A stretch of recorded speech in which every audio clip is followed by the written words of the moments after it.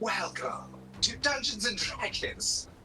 All right, we'll keep it less weird than that. All right, welcome back, everybody. We're on episode 15 of Pete's Storm King's Thunder, which is the overall 30.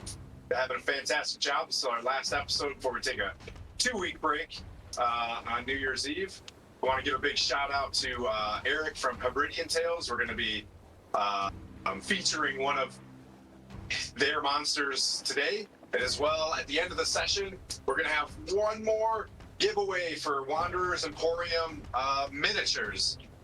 They're fantastic. You can look at them, their socials on Instagram and Threads at Wanderers Emporium to see all of their minis in action. What else do we got? Skylar? For that giveaway, just let everybody know, thanks for getting us to 575. Well on our way to 600. If we get 600 this year, that would be sick. So I'm gonna go ahead and start the giveaway. We'll run it till the end of the midpoint break, and then run that after we get back. Is that cool? That's good. Yeah. So I'll start that now. If anybody's listening, type in !ticket, and that'll get you an entry into the giveaway. And just make sure you're online and watching when we do that in about 2.5 hours. So outside of that, nothing really going on other than to say Merry Christmas and Happy Holiday, Happy Hanukkah, Kwanzaa, whatever you're celebrating. From us here at Stronghold, go for it. We're always sponsoring mental health, and just to let everybody know, if you haven't heard of it already, if you're in a dark spot, you can always hit 988, either text or call, and get yourself some it's specialized counseling from just about anything, any sort of trauma that you might be going through. There's a specialized counselor there, and they'll point you in the right direction. So don't find yourself lonely during the holidays. And if you are in a good spot, go through your phone, hit in contacts, and text somebody you haven't talked to. More than just a hello, ask them a few things. You're going to save a life. All right, over to you. Thank you very much, guys. And obviously, starting as we always start on this, can we everyone roll a d20, and we're going for the lowest roll this time to do the recap. Yes, 15. Am I exempt this week because I did it last week? Of course you are. 8. 12 can't be bad. I got a 19. Who got the lowest? Cleep's got 8. Right, Cleep. I'm getting 8. Anybody get lower than 8? Cleep, you're it. All right, I'm up. Okay. So we started on top of the on top of the mountain, then saw an army heading towards Bryn Shandar. So in doing so, we decided to figure out how we wanted to contact the druids and then the dwarves. We did so doing. I ended up flying to Bryn Shandar to warn them, and then had. Did Moriana had animals talk to the druids? Mm-hmm. So and then we were able to also convince the dwarves to meet us in Bryn Shandar as well. So I was able to make it there. Pleep was able to make it there in time to warn them, but he had to go out and double check, and he took another person with him on basically. Charlisa. Yeah. Okay. To help basically another set of eyes. So we made it back, and by the time I got back,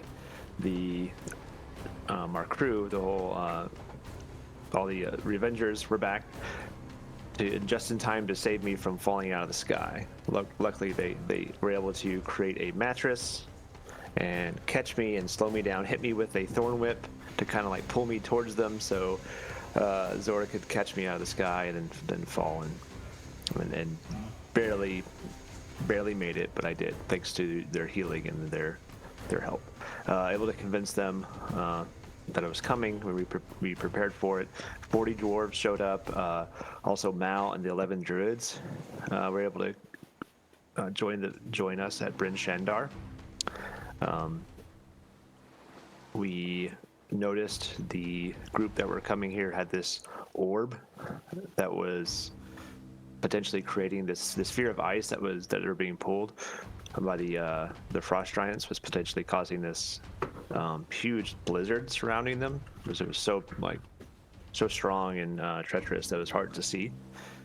And it was kind of like pretty much their calling of way, like to say, hey, we're heading to Bryn Shandar, or something's coming that's unnatural and it's heading this way. We're able to help. That was help.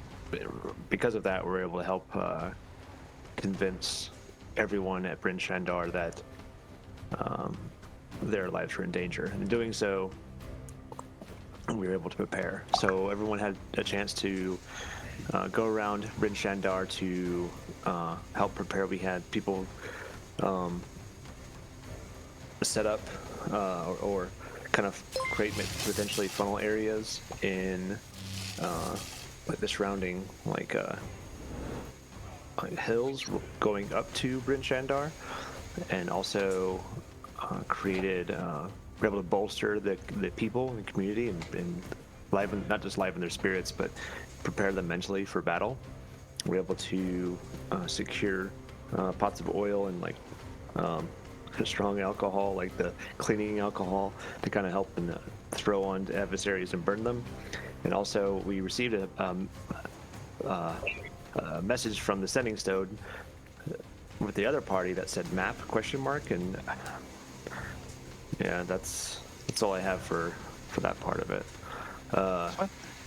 Nonek was connected to me and to others using his psychic connection spell while we're preparing to fly out. We were able to heal enough and prepare enough so we're all well rested and healed for the oncoming battle.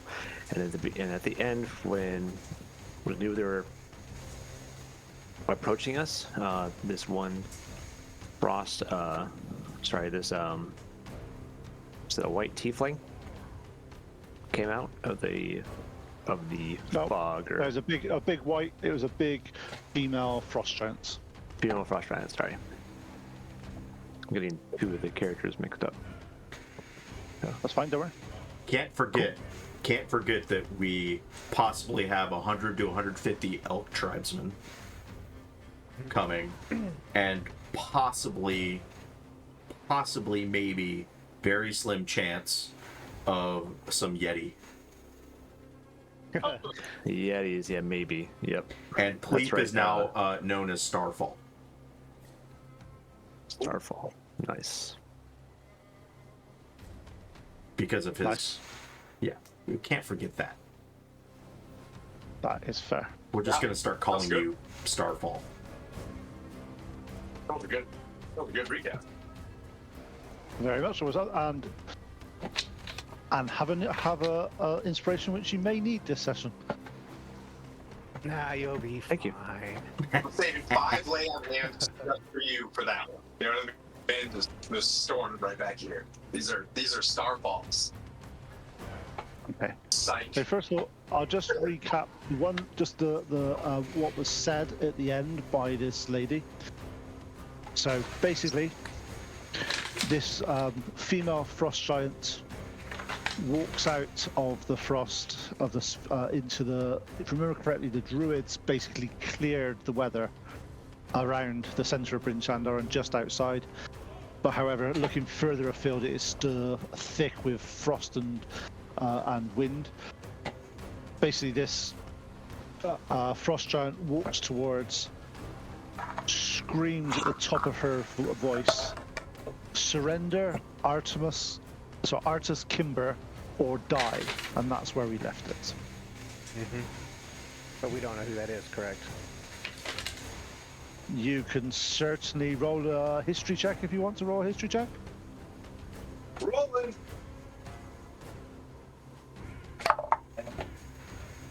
An 11.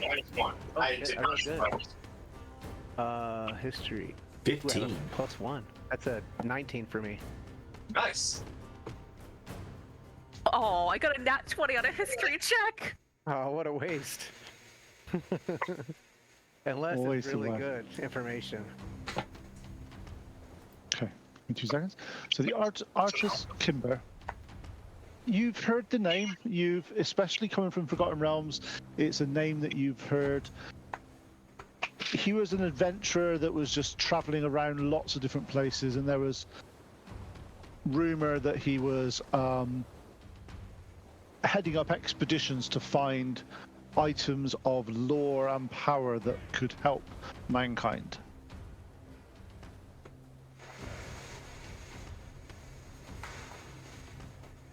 There's definitely been the odd bard song sung about him, and the odd sort of things that sort of mentions sort of that name, and it's sort of like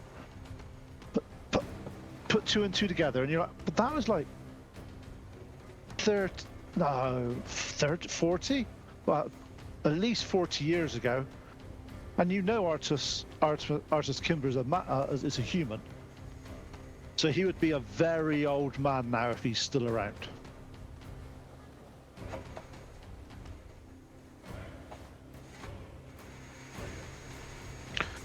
She We don't bellows. have one.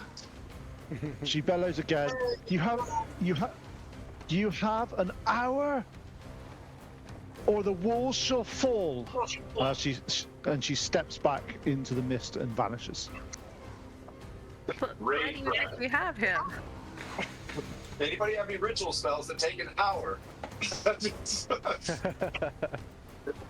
So what do you guys want to do? So I'm going to go around the table just as Tim leaves, just so I can stay Tim. I'm right here. I'm on the other side. That's fine. So we'll go around in random order that I can just see on my screen. So I'm going to start with Pleep. After hearing that, what's your thoughts and what do you want to do?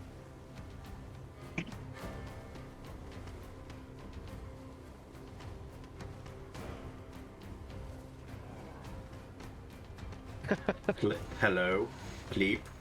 Pleep just wants to eat. I'm gonna finish my raisins. Sorry, no, I didn't. I have to be crunching in my own ear. Jeez. So, an hour for me. What do I want to do in an hour? Oh, you've got an hour. What do you want to do? Yeah. Is there anyone you want to talk to? Is there any information you want to find? Is there anything? I want to go talk to the other wizard, and see if we can find more information. I need type of mystical users, especially that library that they have, and see if there's any information on artist Kimber that we can Okay, get. so yep. So give me 2 seconds. We'll get back to that one. Make sure I'm on the right thing.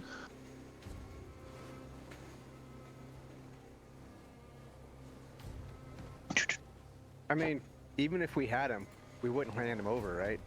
That's just me. Would we? I mean, I don't know. Maybe he's a jerk.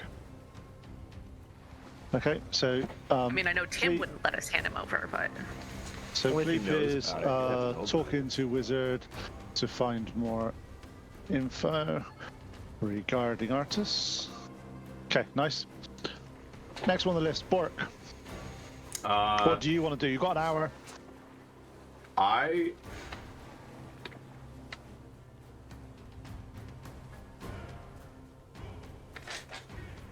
Oh, what was the name of the speaker of the town? What's her name? Yep. Devusa? Yeah, Devusa. Since I'm on the Mastiff, I'll run out to find her and ask her anything. It's like, what do you know? Did you hear this thing out there? Asking for some guy, artist Kimber. Do you know that name? Right, okay, nice. We'll go back to that one as well. Next on the list, Zora. so I guess she knows a decent amount about this guy. Knows enough that he's probably in the ground somewhere. Either way, there's no way we can throw his corpse out there. I know Tim's not gonna let me throw the actual person out there. So rather than try to engage my enemy directly, I'm gonna go up on the walls and sort of do laps looking for any yetis that might be coming our way to come and help us. Try to like wave like, hey guys, see, like, we cleared the weather, that weird ass weather that you said was unnatural, and that's why you should be here helping us, is to stop that. Nice. Okay, cool. Noinek. I'm gonna follow Pleep to the library, but I don't care about this Artemis guy. I want to know any information we can get about this cold orb, and if there's any way to counteract its abilities, or the Ring of Winter. Okay, nice. Moriana.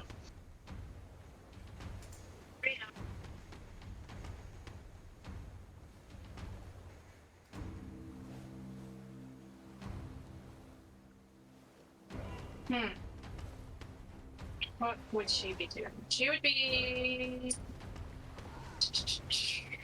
She doesn't really care about this guy either. Although it's probably a good idea. He doesn't get into the hands of the giants if he is here. So I'm just gonna have I'm gonna watch through my owl. We're gonna go around the fly over the town and see if there's any suspicious activity within the town. See if we can maybe find this guy. Okay, cool, nice. And Tim.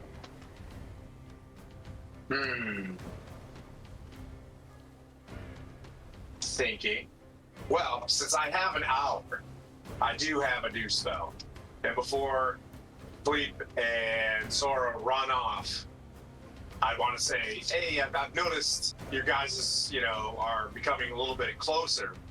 And as a paladin, I can perform a ceremony that will bond you two for the next 7 days in a ceremony called, it's kind of new up here, it's called Wedding. And if I perform it, your armor class together will go up by 2 for 7 days. It's on you. You can do this later, whenever. If we continue to fight this Alamo for a while and you guys feel that you need that, you let me know. But I haven't cast that spell before. It's on you guys. Otherwise, Is it like a real wedding? Like, if I let you do this, is this like a till death do us part kind of thing? I mean, you are a paladin. no, it's just last 7 days. If one of you dies, then then the bond, I believe, breaks. But What do you all widowed. think there, bird boy? Well, it's like a 7-day trial, right? Like we do like 7 days and see how it goes. Yeah. Yeah, exactly. It's a free 7-day trial. As long as you Yeah. put your payment in, $29.99 a month after that.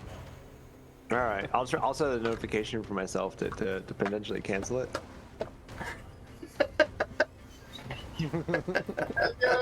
Oh. Oh. I do. And that's a mighty long time. Boom. So, And then, so Tim, you want to perform It's a a flip. ceremony? Okay. So the 2 ceremonies that I should have, there should be are the Mastiff. So I'm out with 2 2nd level spells. He should have a Mastiff, and then they should have a +2 to their armor class. Raid prep complete. Okay. So, Cleep, you go and talk to the wizard, and you start to find some information about Artus. You find a few things, because one of the things that Artus was very well known for was finding mysterious and ancient artifacts of power and bringing them. Reading through a bit, there's actually a bit of subtext here, and the wizard goes, it was highly unlikely that that is part of the story that the Artus was a harper, and he was one of those people that they like to stick their nose in places, they don't like to find things, but they do it for the greater good, and they generally keep and take away some of the more dangerous artifacts that were found. However, when you start to read through it, and there is a section of Artus Kimber going missing during the last sort of defending of Bryn Shandar, the last time that the heroes and the quest that Artus was on at that time was to locate the Ring of Winter. So you can put 2 and 2 together, make 7, and say that's probably why the frost giants are here. They think he's here. This was the last place he was seen. And say frost giants aren't the cleverest people on the planet. 30 years to a frost giant's kind of like a couple of years. They think the guy's still around. Awesome. But by looking through, it does mention that Artus had a family in Neverwinter, and one of them was a person called Sirac, and that was his eldest son.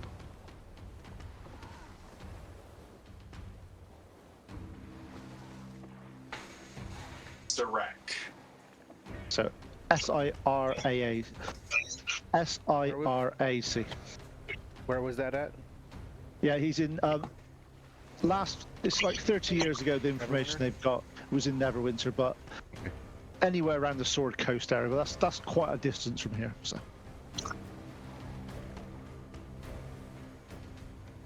Okay, Bork, you going to talk to the Vusa? I was like, Yeah, go on, all this go is play. written down too. Yeah, it's just in like one of those sort of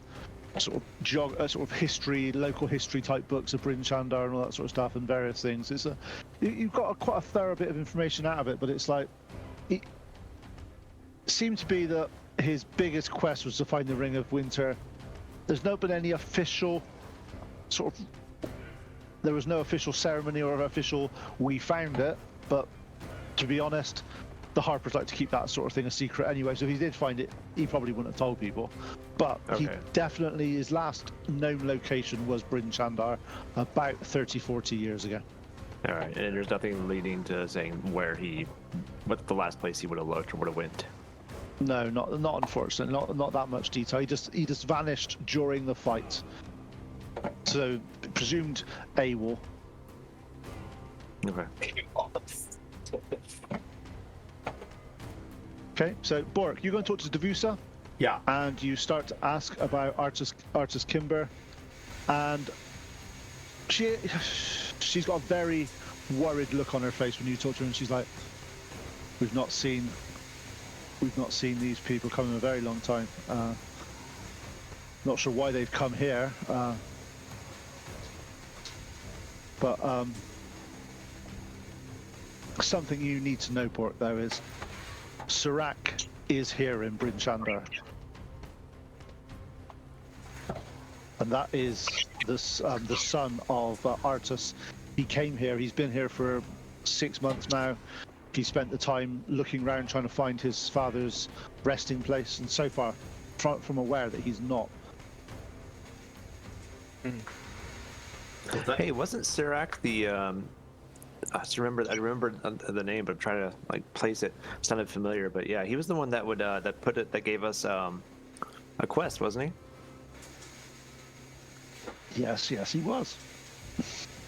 All right, so we've met him. Let's go find him. Good memory. I had really bad back there.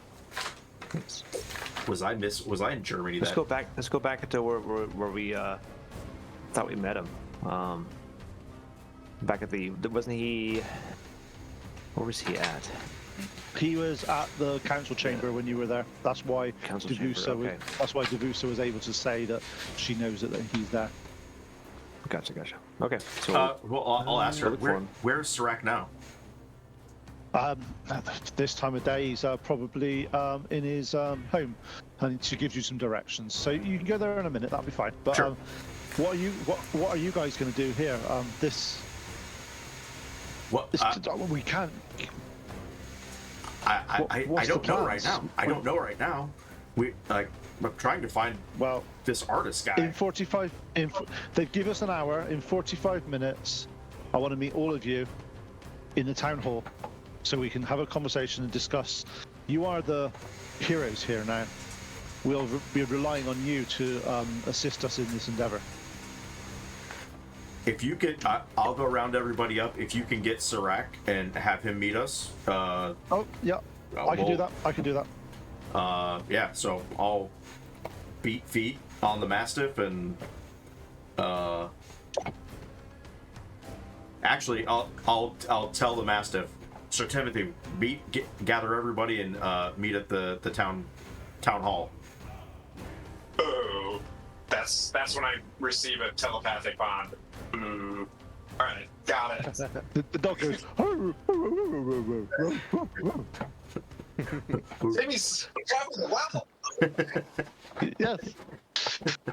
Okay, Zora, you spend the next 15 minutes or so going around the sort of the various walls, looking around. This is quite how do I put it nicely? You're looking out. You're only seeing about 5-10 feet outside of the town, and then blizzard conditions. It's unnaturally eerie under here, especially now Look that the to be magic's at been. first light on the third day. Yes. I won't yes. fucking be there. Exactly. This is because the magic of the druids has pushed this out. It's like a solid wall of fog all the way around it. It is really, really freaky. It's yeah, and It's like being in a snow globe. Yeah, which is even. It's like being in the eye of the storm as well. There's no air. There's no movement of air at all or anything. It's you're in your own little area, which is really quite strange. Noinek, you go to the library and you start to find information about. You're looking about the various cold orbs, Ring of Winters, all those sort of things. The only thing you find is a mention of the Ring of Winter and its use in the this part of the country, which is the spine of the world, around sort of 40 odd years ago.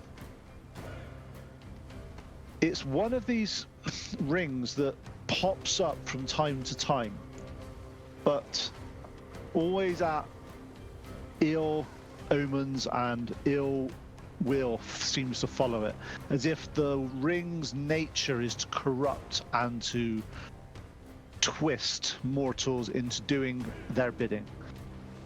It's definitely the lots of conversations and looking back in history where people have found the ring and they were relatively normal people, unassuming lives, got the ring and ended up leading a frozen army out across the tundra. It's definitely one of those items that if someone has got it, you've not heard of anything like being used like that for the past, again, 30-40 years. But last time you heard it, last time it was actually used, it was around the time where the crystal shard was broken as well.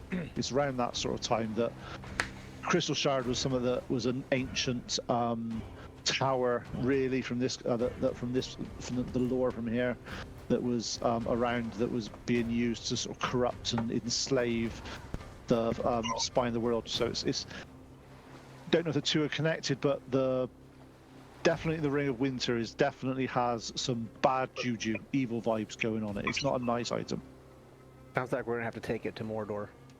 Yeah, type thing. That sort of thing. Yeah, as long as there's no big eagles that can fly it either. You've got to walk. Yeah. Oh, yeah. We're not having. There's no holes in our story here. You got a You're small not- one. A small eagle could do it. Okay. So next on the list, Moriana, you're flying over, looking at suspicious activity. You are getting a sense that the town are.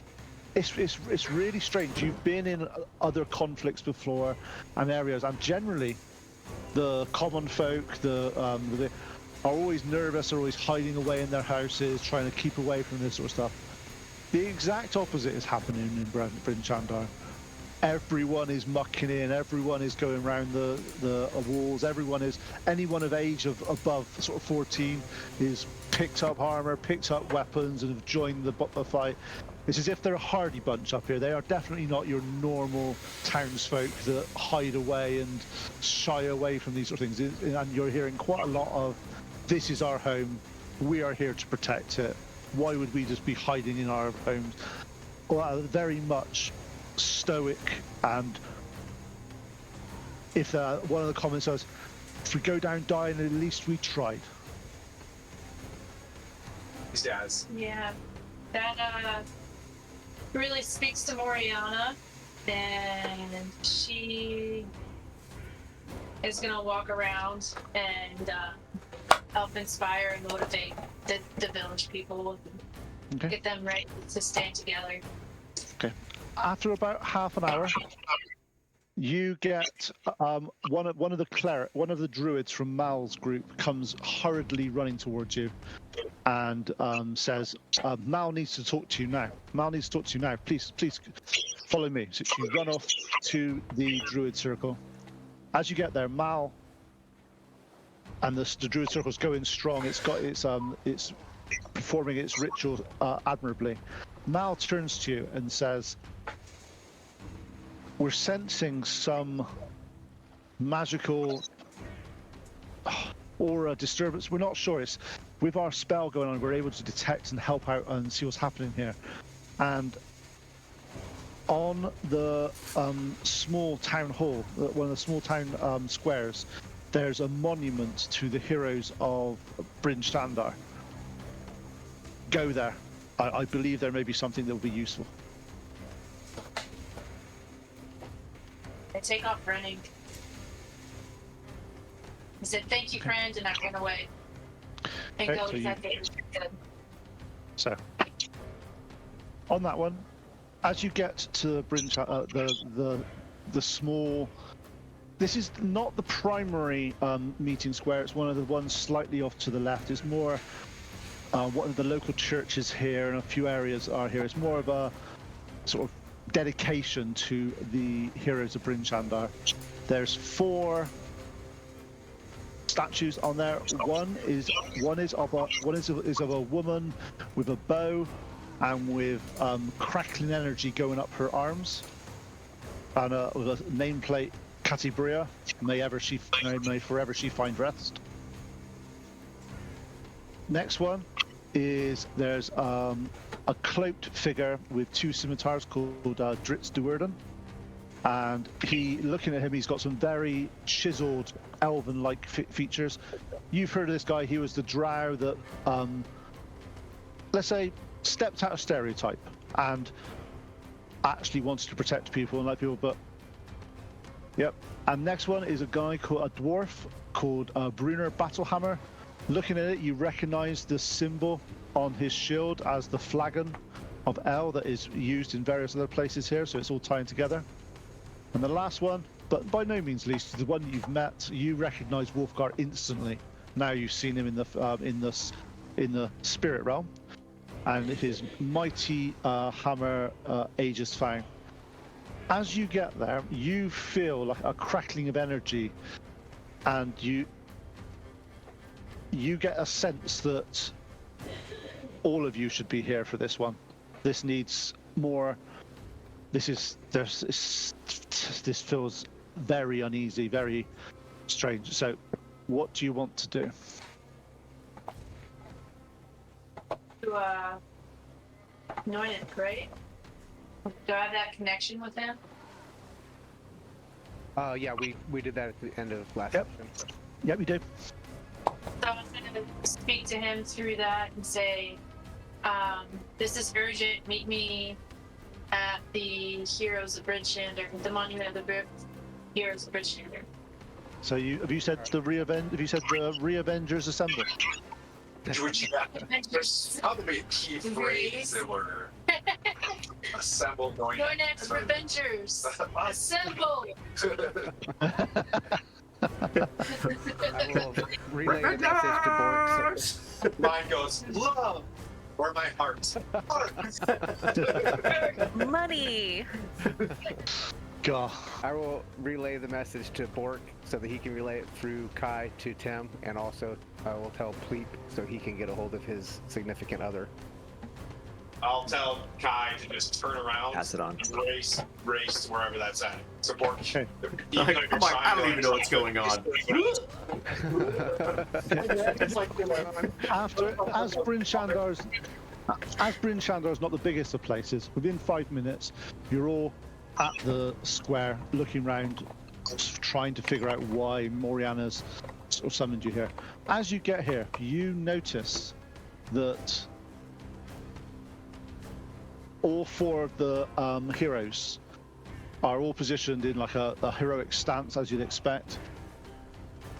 Looking more closely, you start to notice that they all start to turn slowly, facing the center of the dais.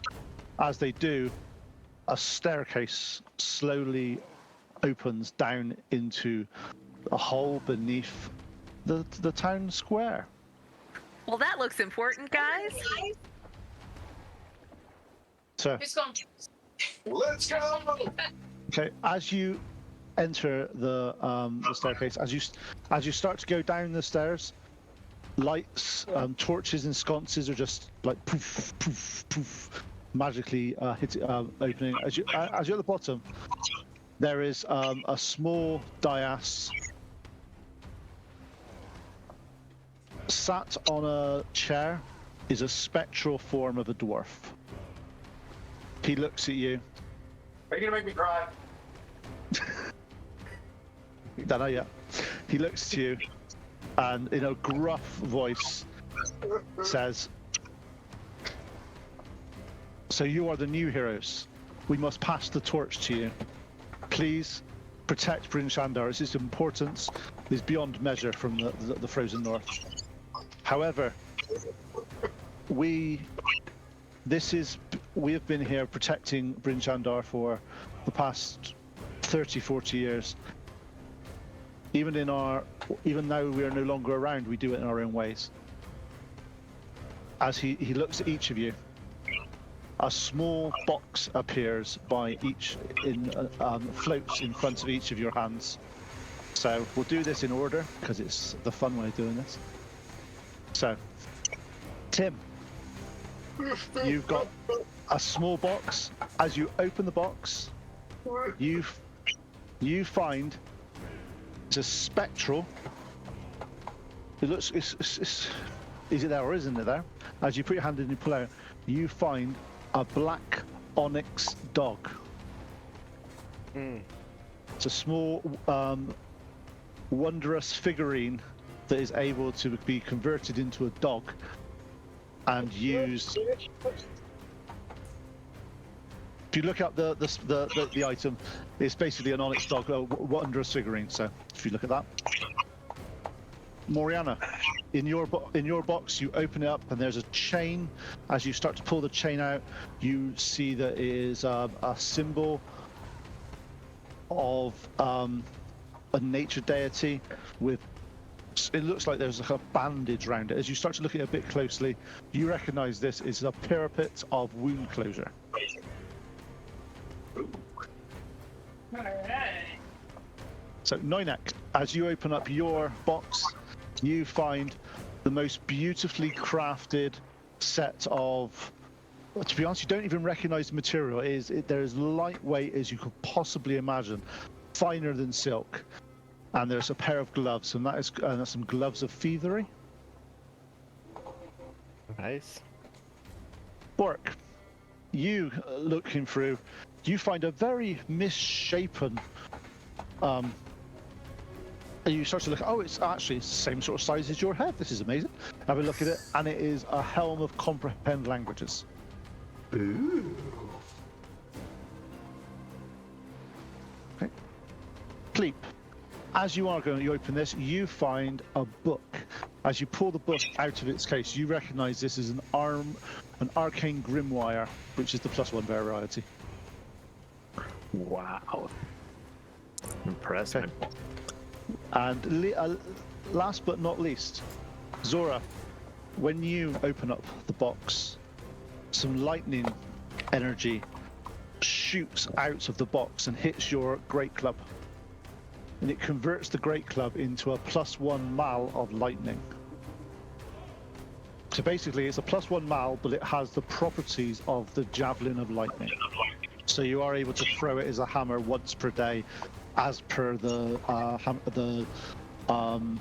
javelin of lightning. But it is also it basically has converted your great club to a mal, which basically means it goes from a 1d10 to a 1d12 or something like that. I think it is.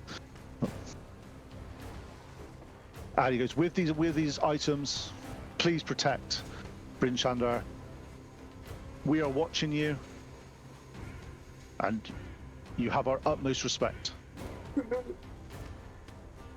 As he does that, you see the spectral image of Brunner disappear.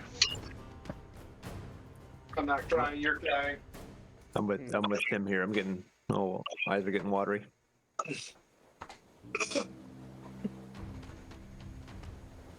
Anyways, so we're down there. We're by ourselves. We get our own team meeting, right? Before we head back out. I don't think we're talking our way out of this one. Do we go for the head of the snake? Or do we go to the center of the storm? Bear in mind, at this point, Tim doesn't know that you guys have figured out that Surak is here, which is Artemis Kimber's son. So if you want to... We'll pass that along, for sure. I'm not giving this guy up. I'm sorry. So, I mean, we can go question him. I can zone of truth him, but that's a spell. But I'm sure he's probably a good dude. That lady, I mean, she looks chill, literally, but not chill figuratively. I think we're just trying to figure out, like who this artist guy is, and if he still exists, and if there's any way to actually parlay with him and talk her off.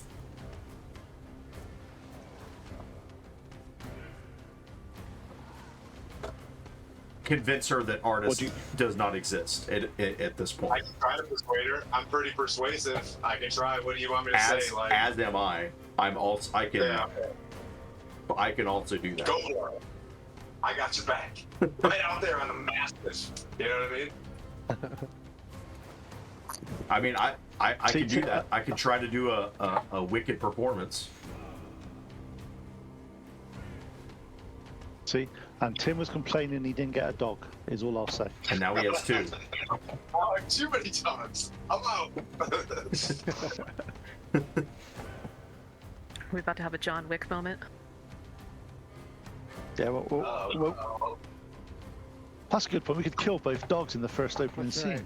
Really pissed me off. Yeah. If he kills a dog, I'm actually, you know what I mean? I'm attacking his character on this one. I'm surrounded by what's called DM plot armor. Well. So you've been told that you need in sort of 15 minutes or so to meet at the town hall. So what do you guys want to do? Do you want to do the ceremony down here as a private ceremony, or do you want to do it in the town hall in front of everybody? What do you guys want to do? Well, she's not here, but we do it in front of everybody. You just want to make a performance of it. I know what you're like, Pete. Yeah. I mean, Yeah. we are Noynek and the Revengers. We're the greatest band in the 10 towns.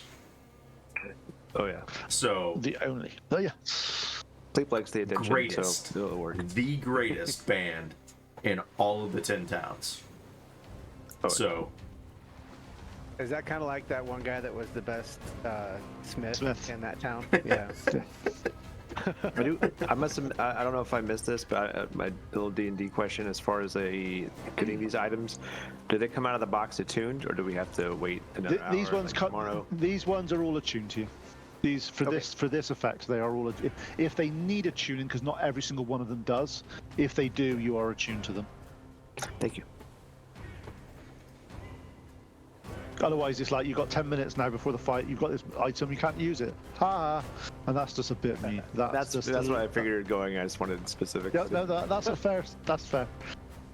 Okay, what I've got here is I've got the maul +1 is what you gave me. Yep. Yep. And Okay, but I basically, have the add effects of the javelin, so I can Yeah. throw it 5 foot wide, 5 Yeah. 5 foot wide line, 120 feet long, Yeah. and it's going to be 4d6 for anybody Yeah. that fails to save. And you can do that once per day. Got it. I'm gonna have to find more d6s. You need to get a chain of returning so you don't have to go pick it back up. No, it's because it's a, You see Zora like, no, because the whole idea of the javelin of lightning is you throw it and it does return to you. You just can't use it for that, so the hammer does come back. Oh, cool. We're not. we're I'm not going to start completely calling you gonna Thora. disarm. But We have Starfall and Thora. Nice. Starfall and Thora. Oh dear. We're gonna have to up our cosplay game next week. I have some ideas. We're all gonna have new names by the end of this fight. Yep.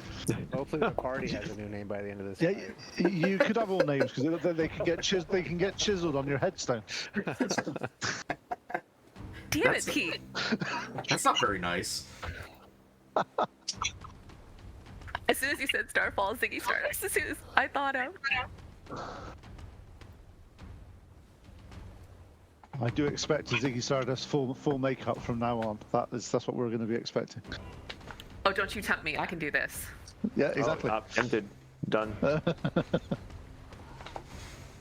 Okay, so you ascend the stairs. As you ascend the stairs, they start to slowly rise behind you, and as you leave the town square, the four heroes are back in their normal poses, and this room has been sealed. You head towards the town hall. As you open the door, Devusa is there, and to your left-hand side there is the man that you remember being introduced when you first entered Bryn Shandar, a man called Serac. In He the looks back, pale. in the background, you hear da da da da da da, the Avengers song as we walk in. Serac looks ashen grey, worried. And he's like, "I'm sorry if I've caused this. I don't know why, but I'm sure by now you know my father was Artus Kimber. He has had not much I can say about. The reason I'm here is his final quest was for the Ring of Winter. He left to go to Bryn Shandar 40 odd years ago and didn't return.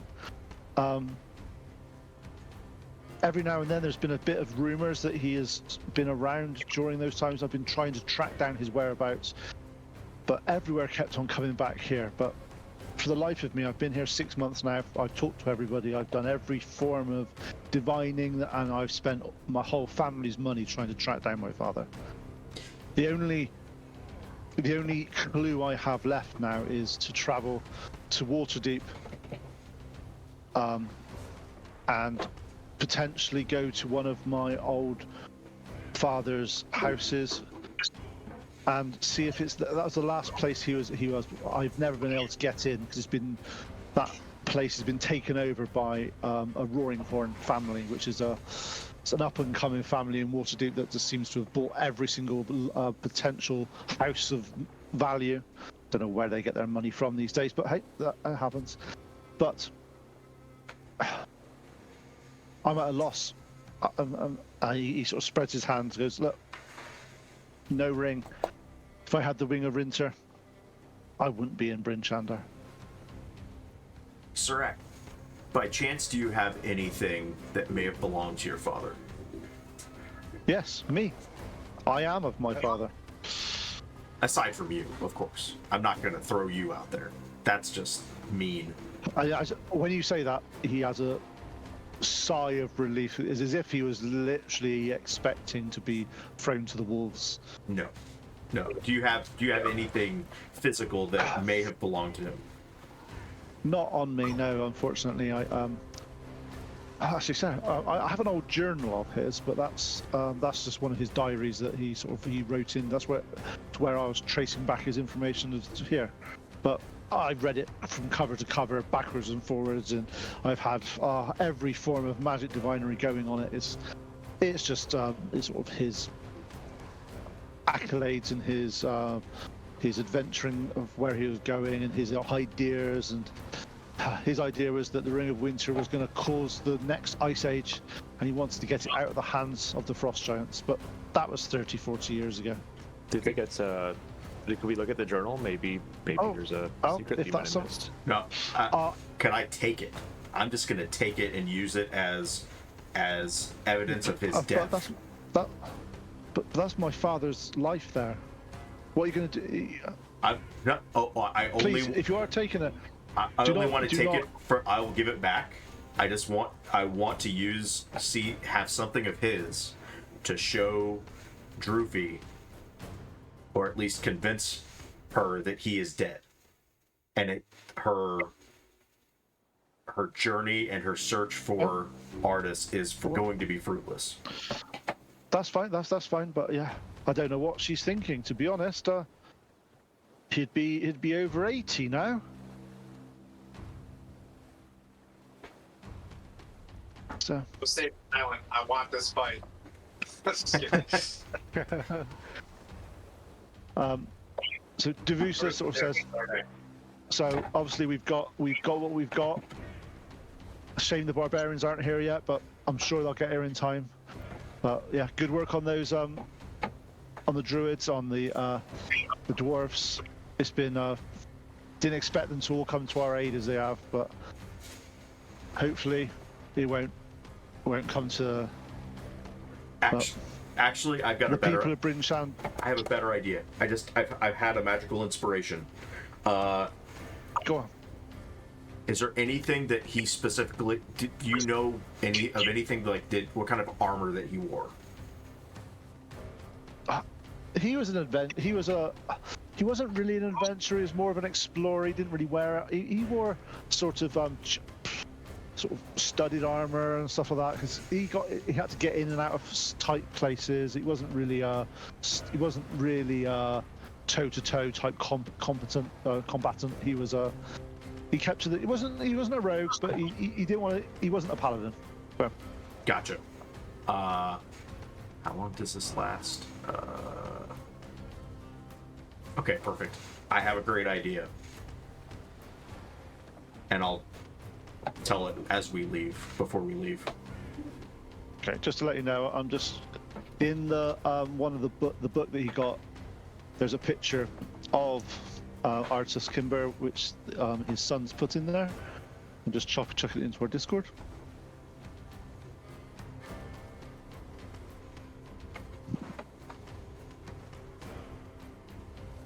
That was him in his prime.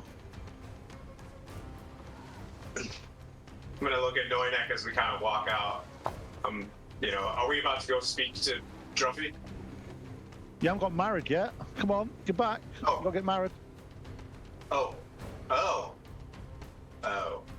I redo the, you know what I mean? The thing? Well, you haven't done the thing yet. You said you were going to, and you haven't actually done the ceremony.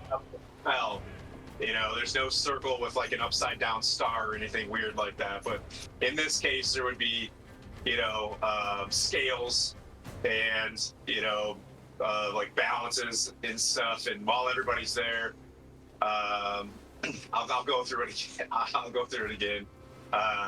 Dearly beloved, we have gathered here today. I like your good life. It beats forever, and that's a mighty long time. As I grasp their hands and like the pot, like a strength goes through them. A little bit of blue shimmering, Baldur's Gate paladin power goes around them as they get their +2 to their armor class. It's a shotgun wedding. It's the best we can do outside of Waterdeep, but in his Majesty's Navy, I am technically a master. Still awesome. Thank you. So And I after the did catch ceremony, that the AC was for 7 days, but you just carried us for like a whole lifetime. Well, I can do it every 7 days, and I'll put that into my calculus for long rests. That if we forget, just assume I redo the thing every 7 days. I found some twigs that you guys it's crowns of sticks with some little flowers in it, and put it on both of your heads. Nice. And you'll have some wedding music playing in the So background. tonight, consummate. you haven't got time for that. You're going straight into. Oh, we got time. Oh, okay. Have you ever seen a bird do that? It's pretty quick. It don't take long. That's a really cool ritual. That's worth the spell slot. Should have done it last night, so I had the spell slot today. But I don't want to say it out loud. I think the sacrifice in the battle, is what Tyr's all about right now. Yeah. So Devusa says, Bryn Shandar will stand with you. We appreciate everything that you've got, but we are expecting, if Druffi attacks, for there to be giants and other creatures from all sides. We are luckily on top of a hilltop. Normally that works in our advantage, but our sight has been reduced somewhat. So, but we will see what we can do. And I want to get a good look at that picture in the book. yep, it's in our Make sure you know. Yeah. You've definitely ingrained it on your mind. Knowing heck knows. Right. I'm letting you know that Noinek knows that you know that I know. That I know that you know that he knows that I. Oh, right, one of those. Right, yeah, cool. Yeah. So prior to leaving, I'm going to take one last look at that picture, and I'm going to create, using my performance of creation, the dagger that he's holding in his hand in that photo. Okay, yep. I'll let you, could you actually, whilst we do this, because obviously it's a bit of artistic license on this one. Could I have a performance check from you? I don't see how accurately you do this. Show us some of your Nick dagger. Ah, it's at 26. Nice, yeah. You think you've nailed every aspect. You do then. You do one point of it. You start going through it, and you realise you've produced it a little bit too accurately, and you've actually got paint strokes on it. But you then make that into metal, and you're fine. But it's fine. It's not. It's not really. It's just, you made it too from the picture rather than real life. But yep, you managed to catch yourself on that small little detail and get that over the line. It's coming close to the hour. You sense the whole of Bryn Shandar is at a knife's edge. They're all ready, willing, and able, but they're just at that final moment of sort of recognition and sort of solitude and silence as you are ushered to the front. Are you staying on top of the main gates, or are you going out of the gates, or what do you want to do? How do you want to approach this? We're walking forward, right? People are behind us. We're kind of getting our last scene together. Yep. Do you want to go ahead and hide? Get in a spot? Yeah. If things go south, are we aiming for Druffi? We're just going to go all in on her? Okay. Yep. Everybody's down with that? Yep. She brought a whole army. You're going to stay on the massive. How are we going to communicate with Noinex? He's going to go hide. We still have the I'm linked. link. Yeah, I'm linked with Bork, Moriana, and Pleep. Psychically. I guess Zora and I, you want to get behind the gate, and then when he goes out there, we go out and, I mean, we act as obstacles if we're fighting outside, right? Yeah, so we Yeah. go hit her. All right. What you got, please? I'll be going from the So, sky, and Pleep. I want to talk to the. Go ahead. Go on. So where are you going to be? Please. Me, I'm gonna be on the edge, the edge of the walls, and I wanted to talk to the, like, as we're getting ready, like, fly and talk to the people manning the oil and the alcohol, and let them know I'll signal if we need them to, with sparks in the air, to kind of light to dump the oil and light it if we need to, if they rush the gate. So I'm kind of like watching that as far as I can see on the land, like in front of the gate. Okay. So as you are waiting up there, where are you, Bork?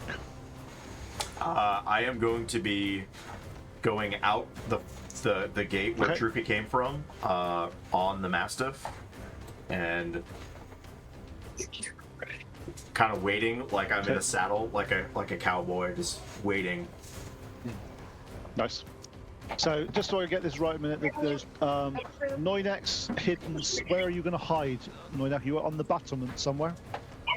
Yes. Okay, cool. So you're there. Pleep's also on the battlements. The rest of you are all out front? Yep. Just want to make sure that I fully understand this. Be behind. I'm hiding behind something. Timothy or Zora is usually a good bet. I think I'm gonna stay up on the behind the fence. Up here? Yeah. Okay, so you're on the battlements as well. Perfect. Okay. Let's go. It comes to the designated time. As you sense that, you see the mist in front of you start to move a little bit as Druffi reappears. She looks around. She looks down. Ah, Bork. And she's... You are not Artus Kimber. Oops. You are correct. Where is he? I am Bork Butterwill of I do not Noinek care and who the you Revengers. are. Who told you to speak? Are you here? Where's Artus?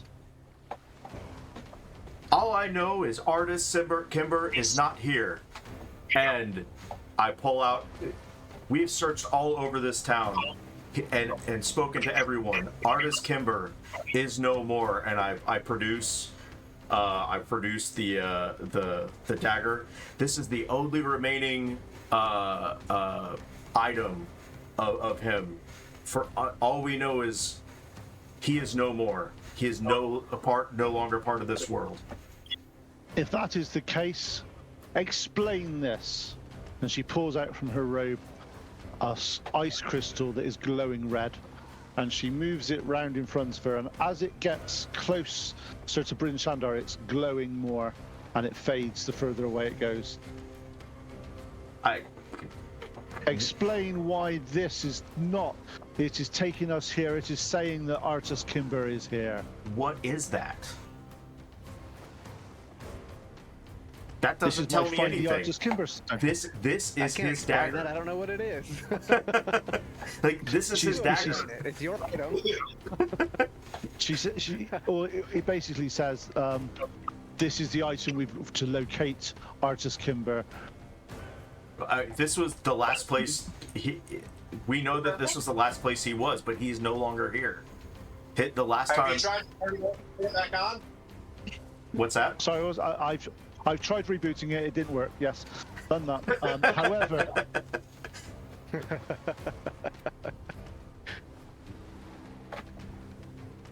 I bought.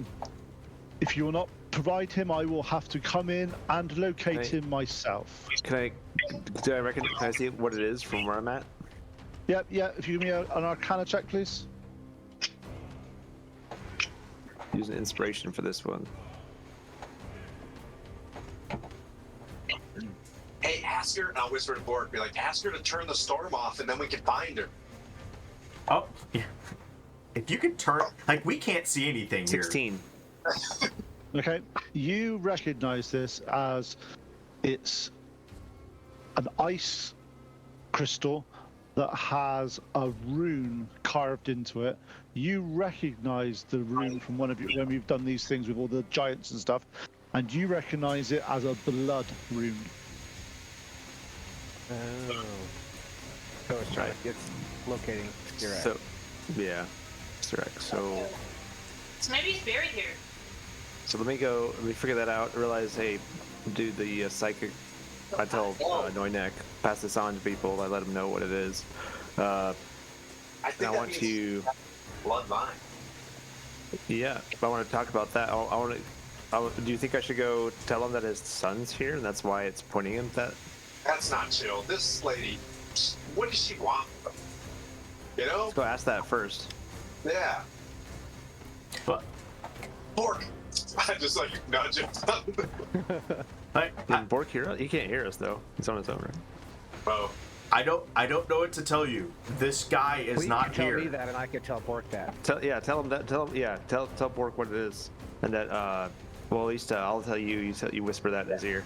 Yep. It's a blood rune. Done and done.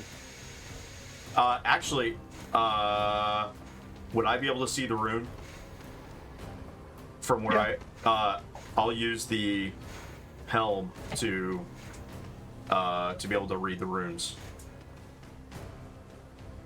Trying to remember if comprehend languages is just It says, it, hold on, because I still have the spell too. You can understand any written language Yep. Okay. Yeah. So you do that one. Oh, it's not tongues because tongues is the one that does it in the other way. Right. Yeah. So you basically recognize again. It is the giant's rune for blood. Shut. Is it possible that his blood is on this dagger, and you're coming for this dagger? Come and give me the dagger, and I will see. I toss the dagger. Okay. As you see, the dagger falls sort of 10 feet from her. She walks towards it. You see the stone, and the stone does not glow near it. Are you treating me as a fool? No. I was like, I don't know why your rune is lighting up here. This guy is not here. Nobody knows who this guy is. This seems like a wasted journey if I don't tear this building and city asunder. Why would you do that? She looks, his blood is here. His blood will lead the way.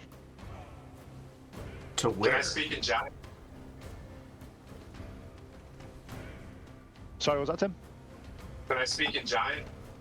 You can do, but she is talking in common because she's not expecting you to Okay. understand giant.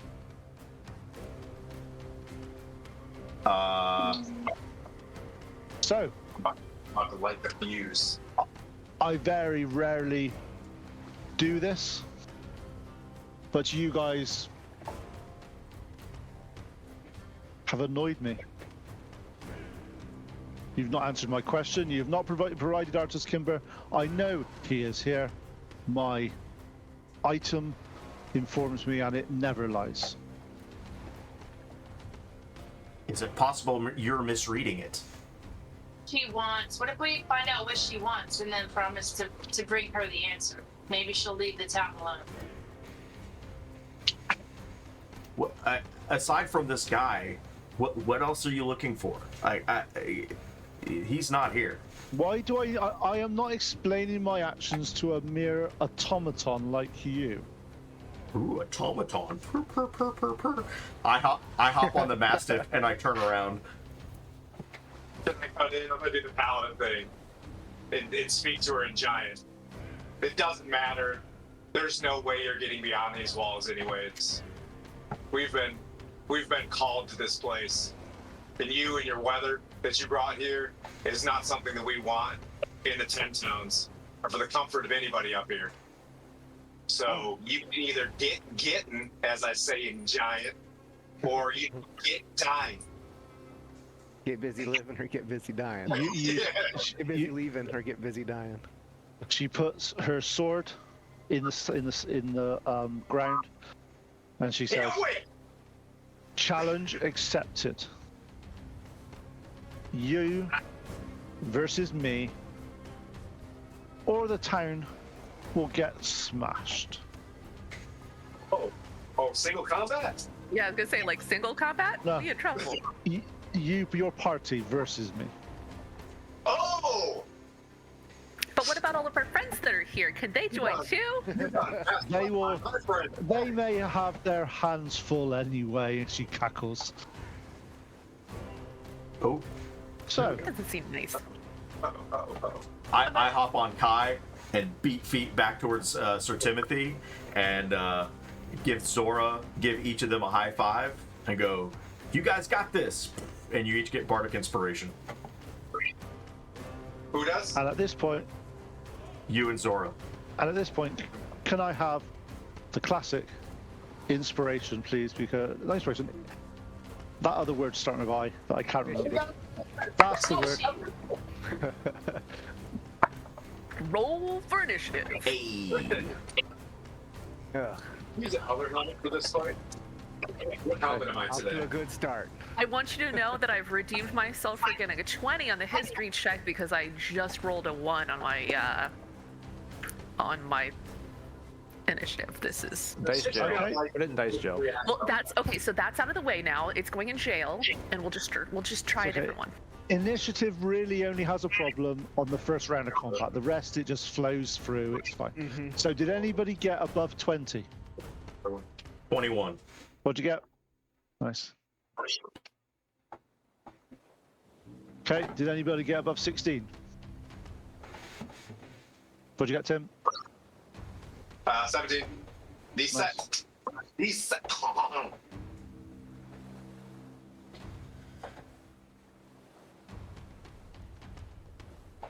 Okay, above 11. 12. I got 12 also. Okay, what's your dex mods, both you guys? +1. Same. Okay, roll dice. Whoever gets highest goes first. Probably her. I got a 2. I got 12. Okay. 12's my lucky number, you Dave. So it seems. Okay. Anybody get above 6? Woo! I got a 9.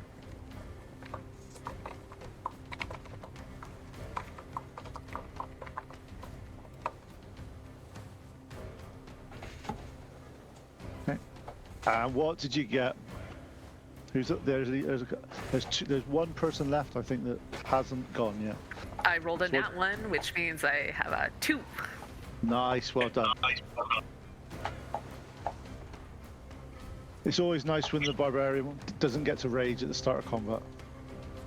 What's my AC on the map? Beasts. Okay.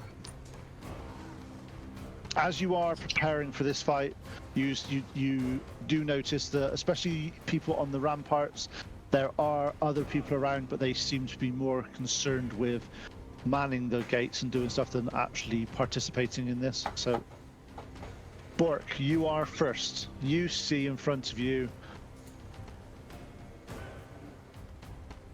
You haven't seen a giant before up close, have you? This one's the No, first one. this will be the first time. Yeah. So just to give you a heads up, just so you know the actual size of these things. So you have. Yeah, it's on the camera. She's big. Yeah. Most sort of frost giants are around 20 to 22 feet tall. And I'm 2 feet So that's tall. why. And you're 2 feet tall. And this one, she is probably a good foot or two taller than the average. So she's very well muscled. All over her various armor, she's got sort of looks like she's some type of dragon sort of scale type sort of mail that looks quite nice. And there's lots of gems that are glistening in her role.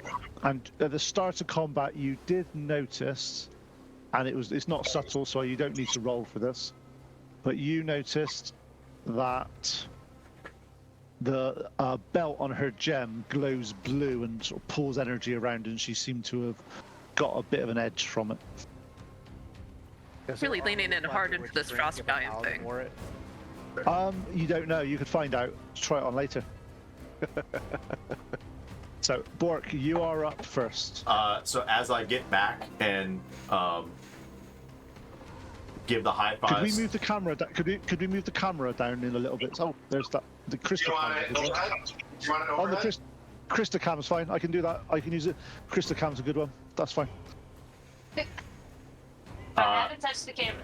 So We have so these as I get back to the gate, I turn around and look at her and I say,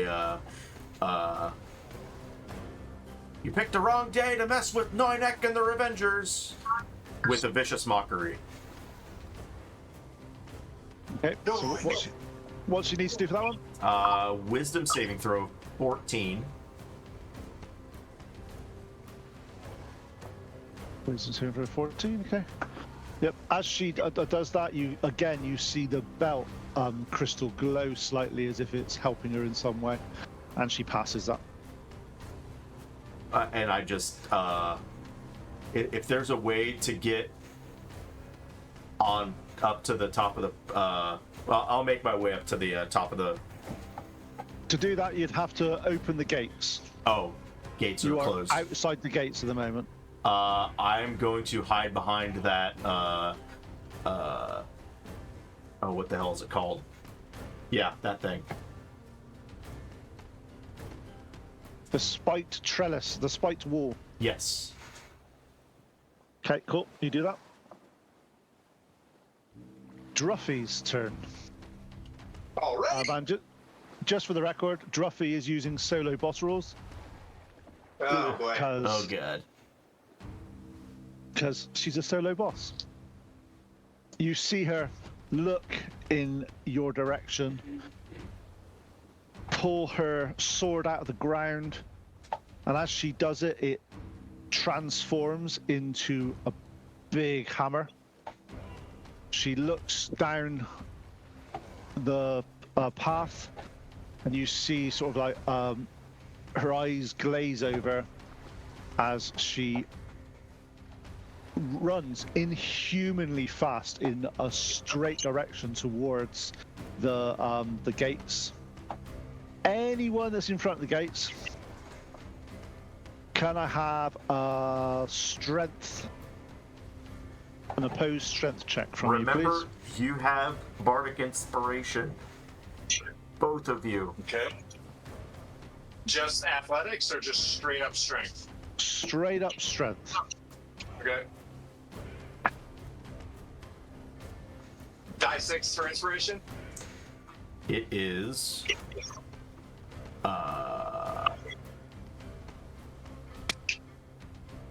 Please say it's die 6. It is a D8. Now. Okay. Needed that one. So, who's currently? Is it 27. Okay, Zora and Tim. So, what do you get, Tim? 21. Okay. You both actually do really. You succeed. You get pushed out of the way, but you do not go prone. You take 1d6 worth of bludgeoning damage, which is 4 points of damage. However, the gates that are there are splintered open as she appears the other side of, and she smashes through. Luckily, it's a little bit taller, so Pleep's all right on top, so he's fine. I'll be nice to him. I have a gates are smashed scene. Carry on. Yep. That is his action for that one. That's her action for that. That's fine. So now, next person to have a go is Tim. Well then, I'm gonna swing around and smack her. How about I cast Sacred Weapon? That's an action. Okay. So you cast Sacred Weapon. Your weapon shimmers with the divine energy of paladinhood. Yep, that's my action. Bonus action, shield. So, sword, poof, shield. You are Shields armored of up. faith. Yep. Shields of Faith, and then Sacred Weapon. Nice.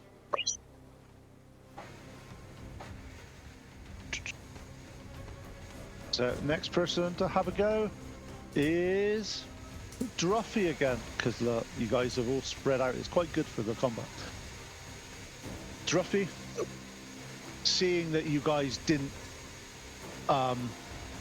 fall over and sort of you're a lot stronger than she thought you would be, you see her Skylar, go to Tim Camp. she starts to cast. You see her concentrating, and around you now is swirling Arctic fog, which basically gives every single person in this disadvantage on their attack rolls.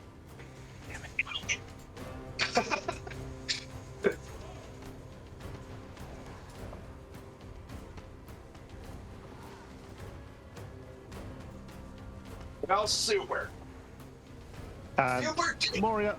Moriana, your turn. You are noticing now that this must be some special energy, because this is actually going against what your druidic friends have done here, and it is swirling up around about 40-50 feet around her. It's all picking up, and it's extremely powerful magic which she's using for this.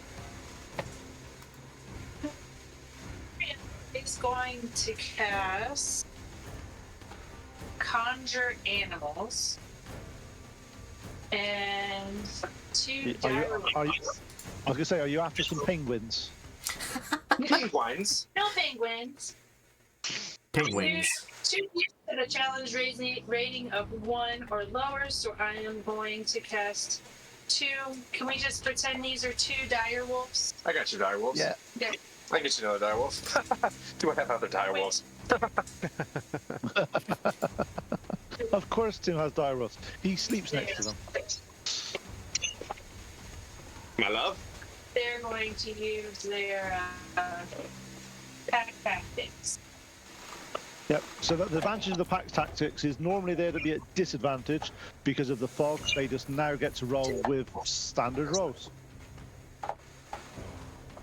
Make sure you're gonna turn into a direwolf, and then I'll get another one. One's on top of the building, one's on the ground. They're surrounding her.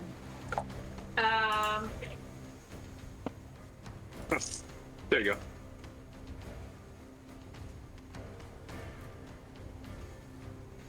So I've conjured them on the.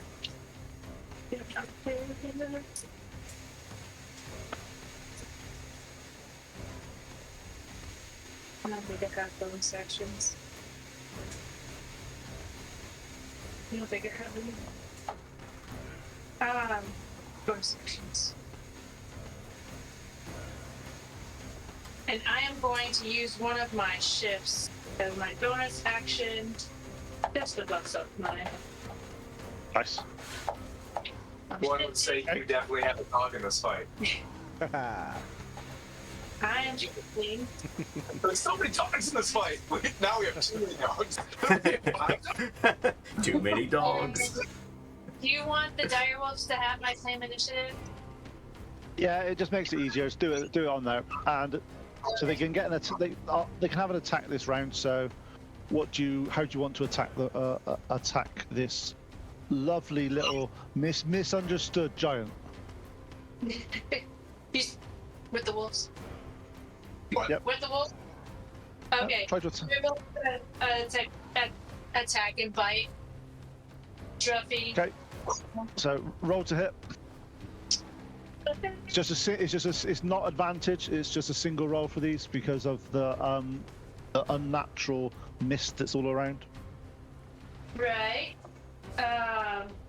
Where is a 19 to hit with 1 from the building? Yeah. So was that the first one to hit or the second one to hit? The first one to hit is jumping Okay. off of the building and biting her. Well, okay. So how much damage does that do?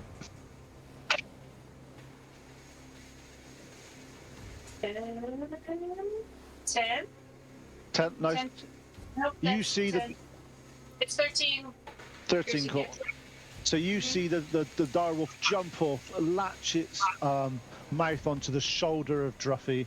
As it bites down, it and comes away. You see slowly forming armor of a frost appear all over her body.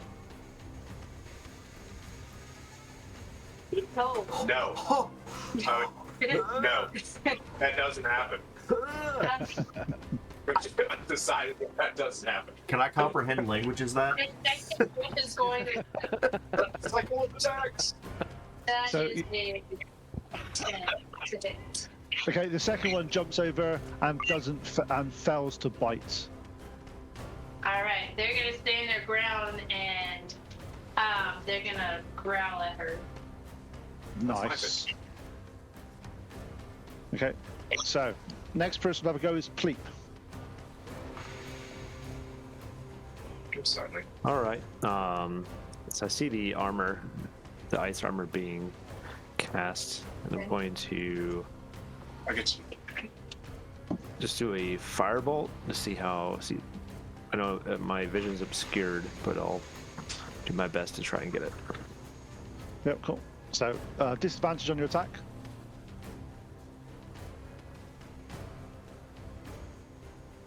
Oh, where's the sleep? Oh, down here. 18. Nice, you hit. How much damage do you do?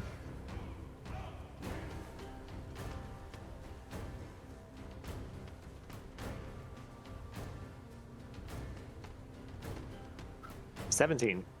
Leap, where are you, buddy? Firebolt. You see the firebolt hit the Yes. armor, and part of the armor shatters into sort of. That's a good spot for me. I'm like right up. I'm above her, flying Yep. above her. If you were in melee combat with her, which you're not, you feel that you may have taken some damage from that attack, but you've weakened the armor. It doesn't look like it's damaged her. There's still a faint frosting armor all around her. Okay. Next up is Druffi. We all love Druffi. So, next to Druffi, there are two people that she gets to attack because she's like that. Let me guess. Let me take a Don't you dare touch my wolves. She's My pup.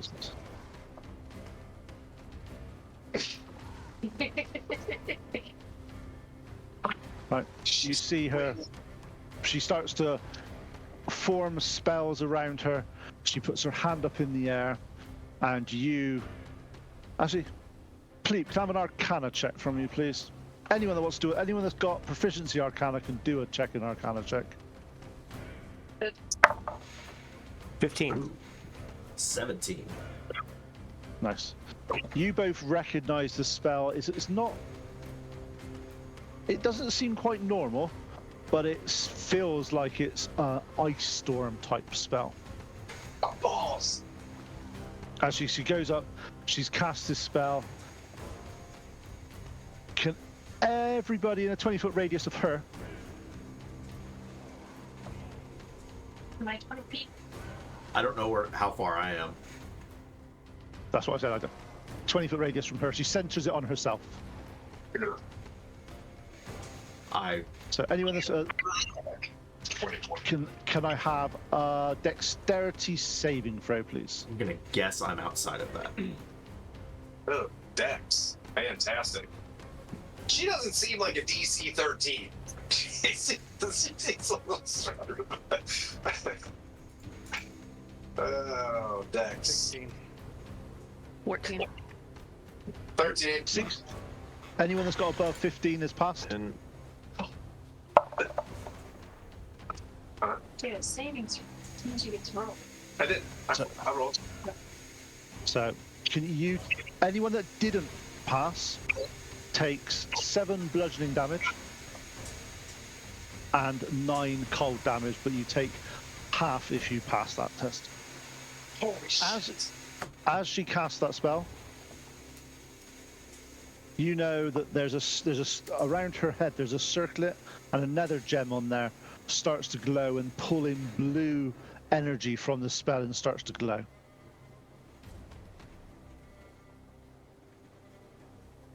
Nordic, we gotta start doing damage. Let's go. That would be nice. I mean, thank you, Wolfies. Yeah. Let's go. And as if by magic, Noinek is next. But I have disadvantage, correct? Yes, but you still get because you've got a friend next to them. Weirdly, the stupid rules of D&D is you still get a sneak attack if you hit them. 7, 4, 9, or 7. All right, that changes my plan then. She's extra. How far away am I? Probably about from there, probably 30, 40 feet.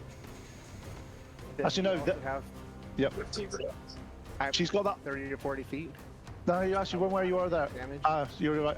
Where are you? You're on top of the. Yeah, you're We're about. on the wall, but I'm not sure. Yeah, you're about 20 feet away from her though. Okay. Does she also have disadvantage on perception checks? You don't know that. You don't know. Okay. Since I'm up on the wall, I'm gonna try to steal her belt. Okay. So you're gonna get up. How are you gonna get to her? Steal the belt and get away. She's standing right next to the. I'm not gonna get away. I'm just gonna try to steal the belt. Okay. Nice plan. So, Sneak fingers. I'm gonna do this with a combined roll of stealth and sleight of hand. Okay. I'm Just- gonna use my gift of the first Nebron then to get advantage on stealth. Yep. And also, if you Have you looked at what your gloves of thievery do? Mm-hmm. Yep. They add +5 to sleight of hand. Yep. Bring so- that. Okay, so can I have so stealth check first of all? So I got Stealthy. Go super stealth. 25. Nice. And sleight of hand check, please. Come on, baby. 25 again. Nice. Okay, you're as you're there where you are, you seem to sneak in. You think you've done a good enough. You get to the belt, you manage to undo it, and the belts, as you pull it off, it shrinks down into a normal size sort of belt. Okay. I'm going to... Be quick. Putting it on would be an action, correct? Yep. Okay. I'm going So, to... You're going to ready to Keister put on it. the belt. Keister it. Take the belts. You're ready. Shove it up. Suitcase. Alright, That must be one very large suitcase for such a tiny being. Yes, it is. It's now Noinac size. It already shrunk. Oh my god, I'm almost dead. Anybody else like hurt? Me. All right. Oh yeah. Got more than half my health. Would throwing the belt be an action as well? Yep. It would? Okay. We need to do damage though. Did anything change as he did that? Does the thing seem less weathery? Does she shrink into a size of Alice in Wonderland? Would No. Nothing like that happens. It just means when you notice it, when it was on her, it was glowing intermittently. Taking it off her, the glow has stopped. Got it. Alright. How far away am I from... shit. How far am I from, away from, Tim? You're up on the top, and he's down at the bottom, so probably 15 feet or so. Okay. Healer's got to heal. Damager's got to damage. Yeah, I'm just going to bonus action, disengage, and run as far away from her as I can. Yeah, fine. As if she didn't even notice you. Okay. And I'll psychically whisper to Bork and everybody that can hear me that I took her belt, but I don't know what it does. In fact, no one actually saw, with your passive perceptions, no one saw any of that happening. Just let you know. You just know now that he's said. It's Druffi's last turn.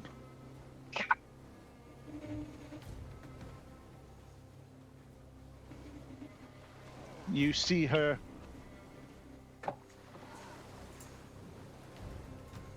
look around the room, see the spellcaster that cast a spell on her, touch a gem on a chest, hold it out to you. You see a cold blast of air start to hit you. Can I have a strength saving throw? Actually, no, sorry. It's a dexterity saving throw, first of all. Cleep. Got it. Oof.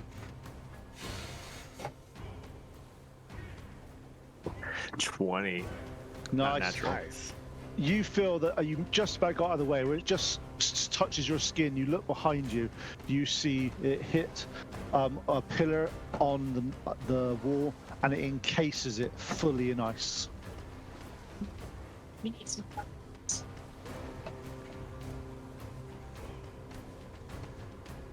Boy, guys, the fire of the Lord with this. And Zora, it's your turn. Let's go! First things first, I'm the realist. Rage! Where was that early on? Whoops. That's because you rolled a 1. It's not my fault. Oh man, that sucked bad. Okay, first things first, I rage. Okay, not throwing my mace, however, for a spash. Okay, so she's like what, 20 feet tall? Yep. Can I like kind of hop, skippity jump, and knock that little tiara off of her head? Yeah, it's a little bit out of your reach because even with because you're 6 foot tall, even with a reach, you're going maybe say 9, even with the sort of the mal, and she's 20 something. You could hit her somewhere in the sort of sort of lower chest area. Is about as high as you can. I'm gonna say something that I've said to other friends before. I'd like to climb that woman like a tree. Can I like climb up her and snatch that shit off her head? You can certainly try. What you want? Dex? You want a dex throw? I need Athletics? athletics. Or acrobatics? Athletics. All right. Well, great. That's a +7. So let's do Sell that. it to me. What do you want to use it on? Okay. I think that Dex. Let's see. Athletics is probably best. I'm gonna give, like I said, quick hop, skip, and a jump. I'm running for her. I'm gonna attempt to plant a foot on that big, beautiful hip of hers and sort of vault myself up, arm up, and just snatch. I'm not gonna hit her. I'm just gonna snatch that little tiara off her head. I don't know if you use your That's bardic fine. inspiration, but if you still have it, a D8. I think I did on that first hit where Tim and I got knocked over, Okay, but not gotcha. knocked out. Okay, she will be able to oppose this in some way because obviously you're climbing her up her, and she's. I rolled a 17 plus 7. I got a 24. Yep, you managed to scale her like a scaly thing.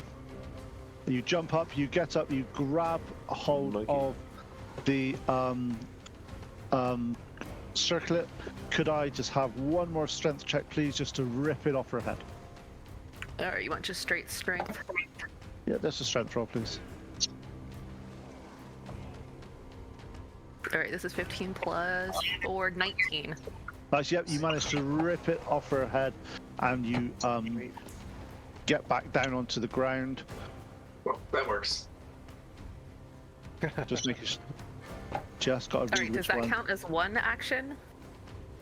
That is your action. Okay, so with my bonus action? You raged. You raged, yeah. Oh shit, that's right. Okay. Then I would like to run like 15 feet away. So 15, right? 2 seconds. Oh, I'm just trying to. Oh, that's that one. Okay. As you pulled the circlet off her head, you hear her scream in sort of frustration, and as you pull it off, the blue gem that was glowing since she had cast her spell fades, and you see like a frustration on her face, as if there was some bigger plan that she could have done, but you scuppered it. Good. Put it on. Again, that Put falls the down. tiara on my head. You can wear it, but it doesn't do anything. You can't. It's an action to put it on, unfortunately. Fine. Okay. Okay. Do I get a attack of opportunity? No, you. Well, you can. She can attack you if you want. No thanks. No. Okay. You have survived the first round against Druffi. All right, let's call it. That's done. Right. Back to top of the round, Zora. No, sorry, Bork. You're first. Seeing, well, I didn't see. Well, no, I know that Noynek took the belt off because he told me, and seeing Zora do that, I am just cackling with laughter, and I go, "That's the funniest thing I've ever heard, or ever seen!" And I'm casting Tasha's hideous laughter. She needs to make a wisdom saving throw. 16. Fuck. Unfortunately, she's not a funny person. No, and She's then quite serious. like, well, still the funniest thing I've ever seen. And then I'm gonna cast with my bonus action Mass Healing Word, so everybody around gets 1d4 plus 3. Do we roll our own or yours? Or do you roll it? I got it, and that was a 3 Okay. plus. So everybody gets 6. Woo. Woo! That's better than. Yeah, I'll take it. And does this include my animals? Thank you. Yes, anything within 60 feet that I declare or that I can see gets 6. As soon as I Okay. It is now Druffi's turn. And then I will go hide behind, get myself up against the wall so that she can't see me. Maintaining 20 feet away. Okay. So Druffi's turn. She turns to Zora after she has rudely ripped her tiara off, and she's even wearing it for a while. She's going to have it on in a minute. And you see her hammer start to glow with some sort of frozen energy as she holds it above her head and smashes it down on you. Does a 19 hit you? Even with the bonus armor, yes. Right. Right. Take 16 bludgeoning damage. I will take 8 bludgeoning damage. Yeah.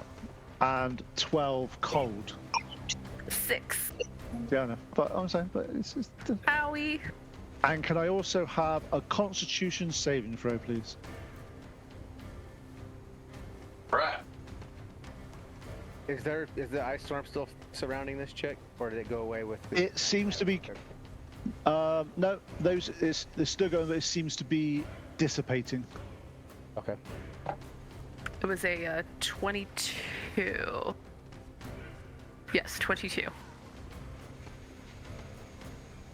Okay, you feel that the cold blast of this hammer that could have potentially have slowed you down a little bit, but you have sort of shrugged off the effects of that one.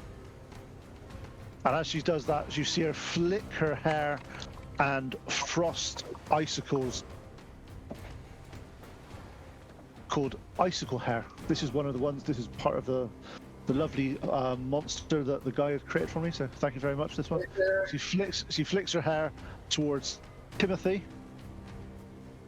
and does 18 hit you? Does an 18 hit you, Timothy? That's nuts. Oh, shit. As you see that in your shield, you see like as icicles hit it and then start to fall down. Not chill. No. No, Druffi. Bad. What's the Tim, what's it's the your go. cooldown on that one? Can I, what is the Onyx, is that a bonus action? Or it doesn't say.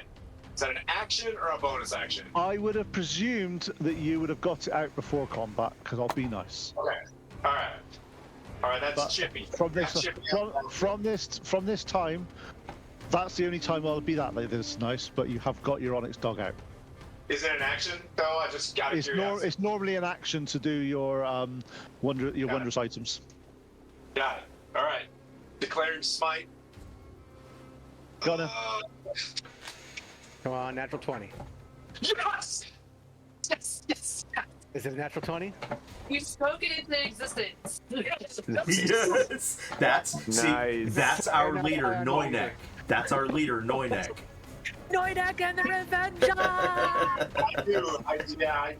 I summoned hours of Noynek. What's your damage on that? Woo, lot. It's gonna be lots. Alright, here we go. Is it more than 2 and less than 400? More than 2 and less than 400? Yes. Yes. That's fine then. Yeah, 401. It was a really, really good crit.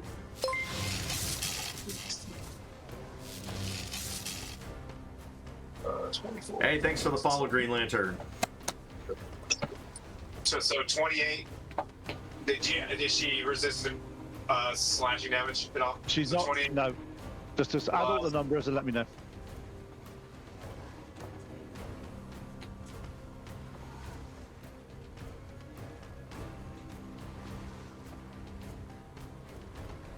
$39 on the first one. Nice. Hang on. I shall do some maths a minute.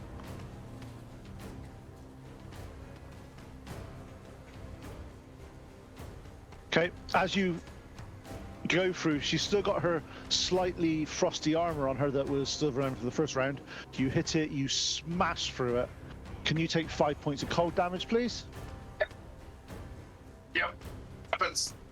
And it your sword bites heavily into her shoulder, and as you see crystallized blood start to come out of it. Instantly freezes. Let's do it again. Bruno neck. That's a what? I missed. Whoosh. Nice. She doesn't look very happy with you, by the way. Just to let you know. Actually, it's 9, 10, 11. I'm sure 11 misses, but yeah. That's a miss. I have to roll really low in order to do that. I'm expending this die. You are retired. Good job, Nat 20. Die. All your luck is gone. Okay. You see her start to. She puts her hands and she's noticed now that her belt's, and she starts to sort of get extremely aggravated.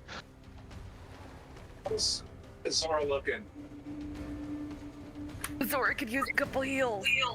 I'm shifting, bonus action, shifting the shield to her. Okay. On that note, So you get another 2 AC. Damn, nice. it is now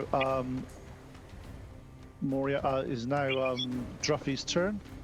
You see Druffi touch a gem on a bracer. Come on, guys.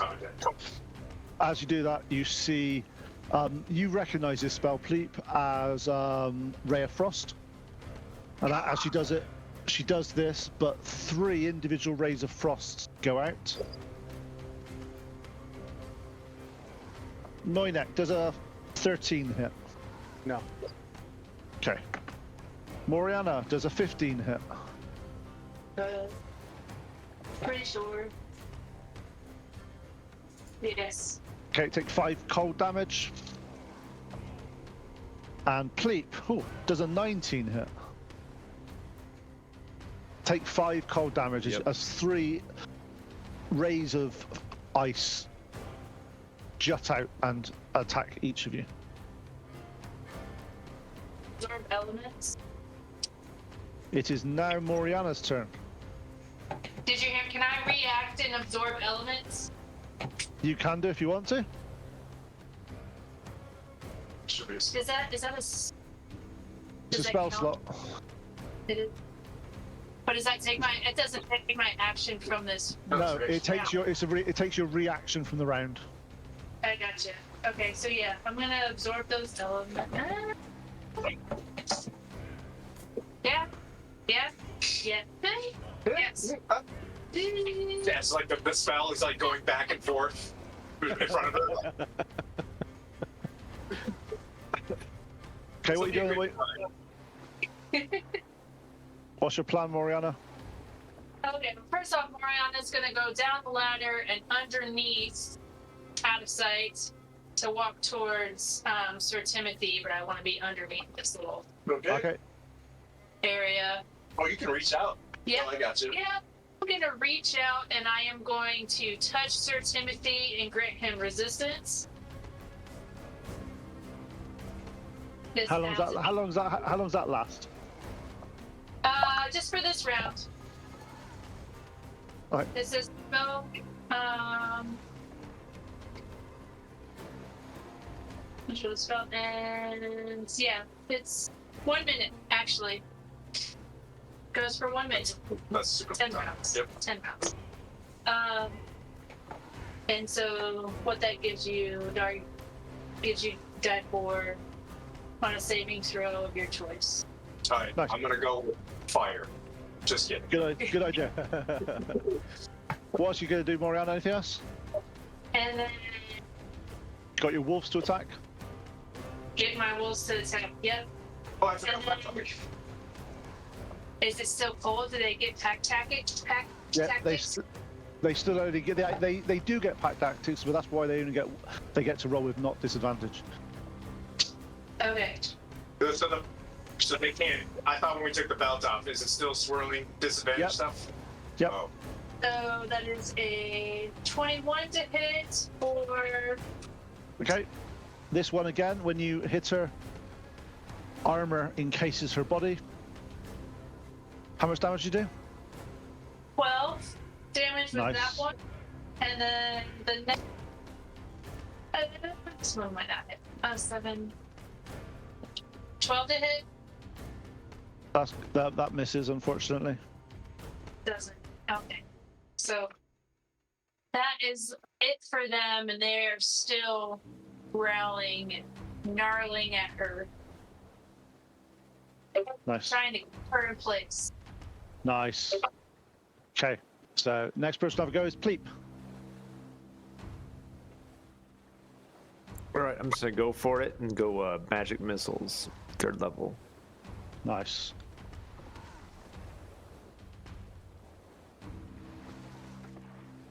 You hear?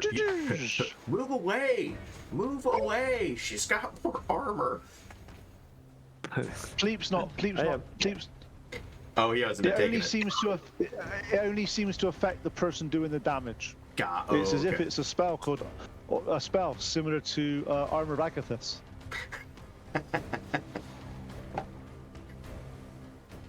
Just in case anybody was wondering what the thing that was happening. Not very good rolls. Did 14 damage. Nice. And then, yeah, I'm gonna get about another 15 feet away. I was already within that 20-foot range. Now I'm about 35 feet away from her.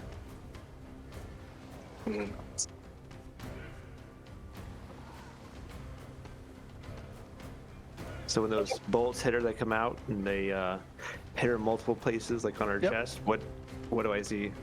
You see it slowly eroding away at the ice armor and the ice shattering in places, but it's still got a small sheen of our ice from it.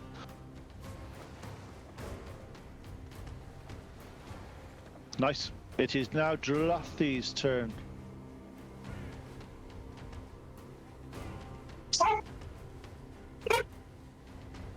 Druffi tries to cast a spell, and then the realization, and she holds her head as if she was expecting something to help her, but it's not there. She's getting it. She's like, Where's So- all my stuff? where's all my stuff gone? And with She's like that, Callum Axel of the Giants right now. She's got all sorts of stuff. oh yeah, she's pretty well stacked. And that's her turn. Jim and I just made the same face. I'd say she's Just- half stacked now.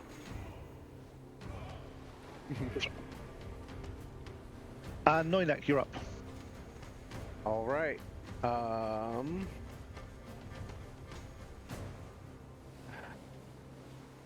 going to assume that this belt is something that's going to have to be attuned to, and it's going to take some time. So I'm just going to kind of stuff it in my backpack and go in for the attack with my psychic blades.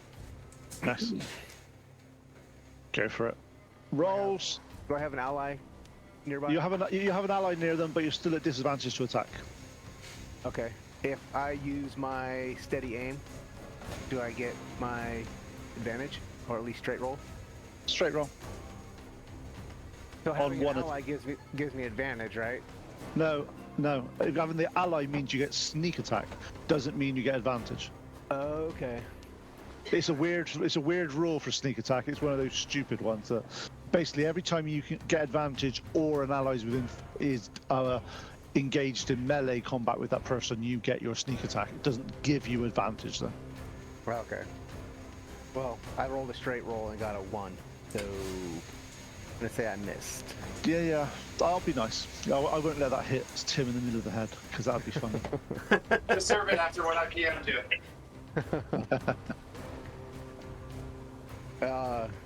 Yeah. Okay. I'll go ahead and move farther away from her. That's fine. Just Okay. running down that wall. So I'm like 40 feet away from her. Druffi's turn. Druffi flicks her hair in a direction of Bork this time. I'm behind the Bork, wall. is your 8? Where are you? You're behind where? I Yeah, can't see you. I was supposed to be up against the wall. Yeah, it's like so she wouldn't be able to see me. Oh, There's okay. too much. There's too much props in the stuff way there for her to- to get. Yeah. Okay. Oh, I'm sorry. In that Sorry, case, we're too awesome. in that case, then I'll have to roll against. Okay. Tim, you're getting hit. You Oh, yeah, think, I deserve you it. think I would actually stand in line of sight of this thing? Heck no. Does a 23 hit you, Tim? Oof.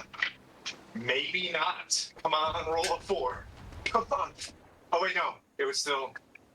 Yeah. So Yes, this is just it's still this is just her hair flick. So, can you? It's 8 piercing damage and 7 cold damage.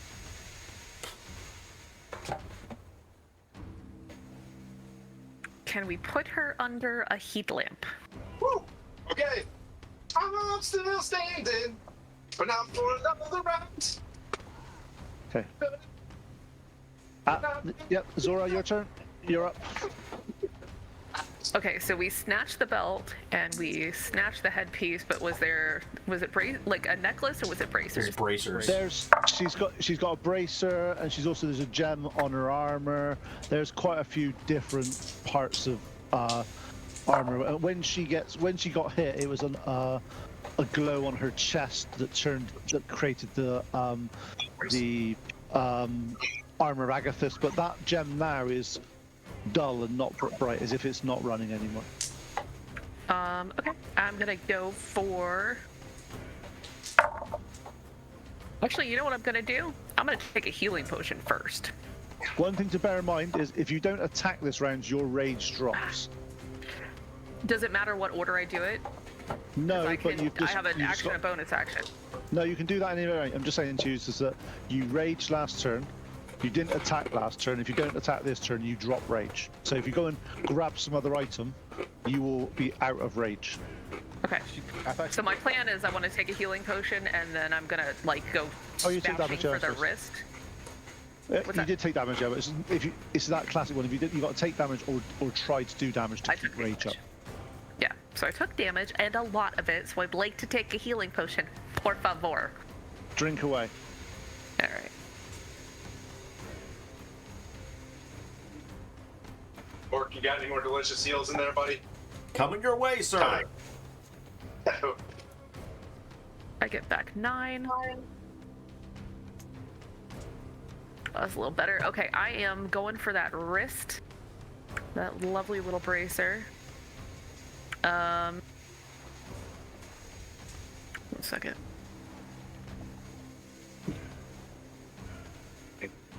You're into it.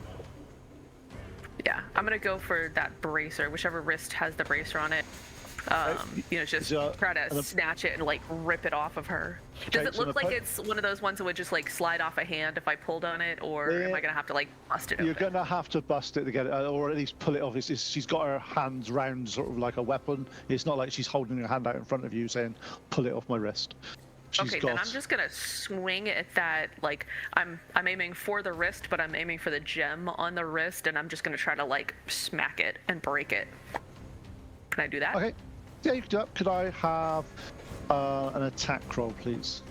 Okay. Just with my maul +1. Yeah.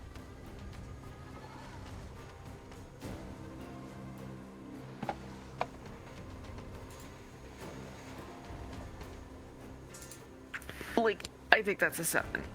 Hold on, let me look at my thing again. No, sorry, that's a 10.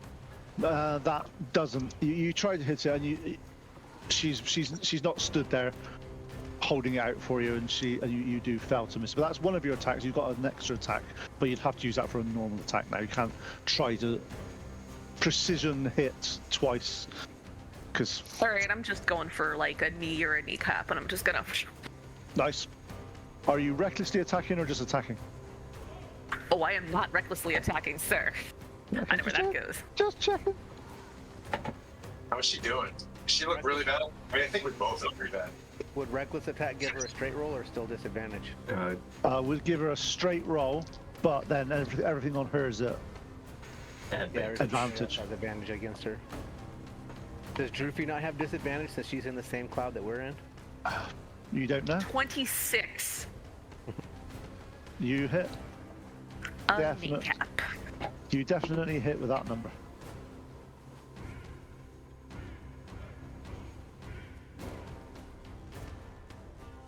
Only 8, but I'll take my 8. Nice.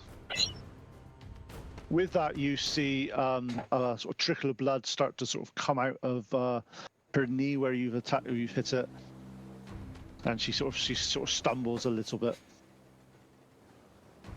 Do any of y'all have any fire magic or anything?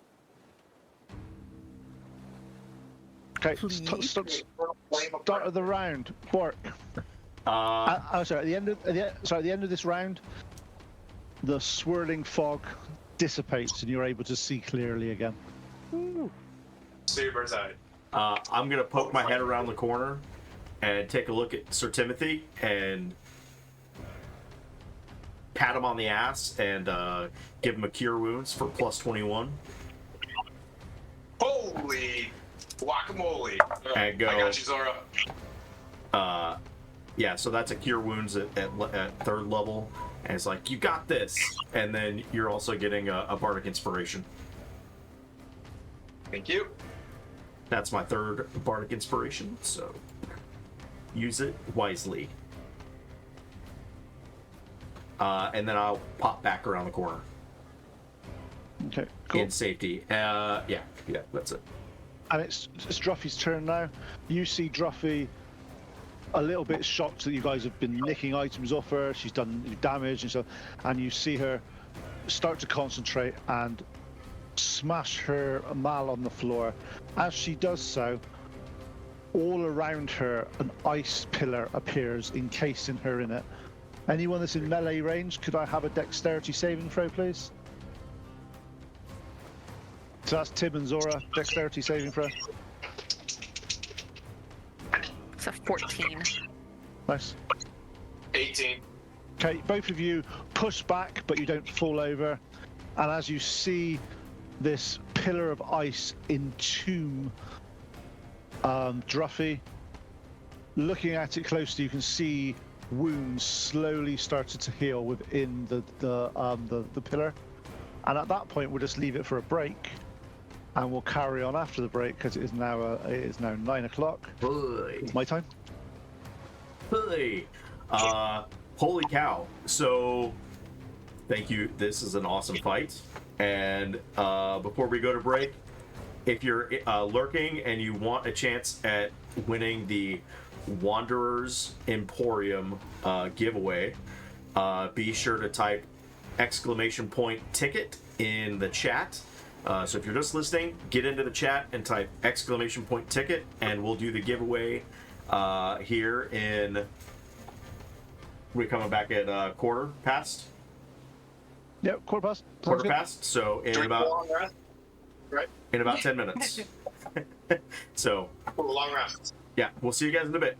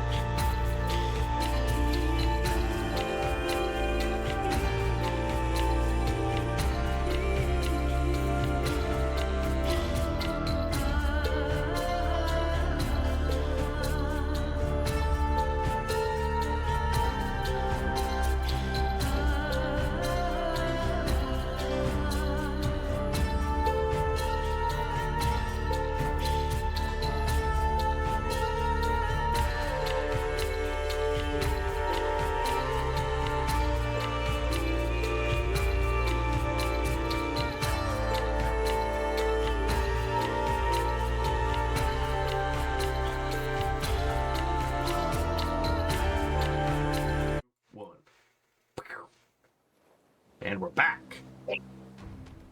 So did you want to do the giveaway and all that sort of stuff Yeah, first? let's go ahead and do the giveaway. We've got 2 people entered. We got Herbidian Tales and Another World. So we'll see who ends up being the winner here. We'll close this giveaway. And if you guys are in here, let's see who wins in 5, 4, 3, 2, 1. Another World tabletop. Oh, nice. Hey. Nice. Congratulations. Well, congratulations. We'll reach out to you there and get your shipping information, and we'll get that out to you. Merry Christmas from Stronghold. So the next time we got to be like, we have 700 people entered. This is amazing. And then when they, you know what I mean? We'll be like, yay! Yeah. We got 500 viewers and 700 entries. Okay. Now, at the end of Druffi's turn, when she's turned herself into a pillar of ice, around you start to hear screams and forms as you start to see other frost giants coming out of the mist and start attacking Bryn Shandar other flanks. She lied. Ah. Always pull it up.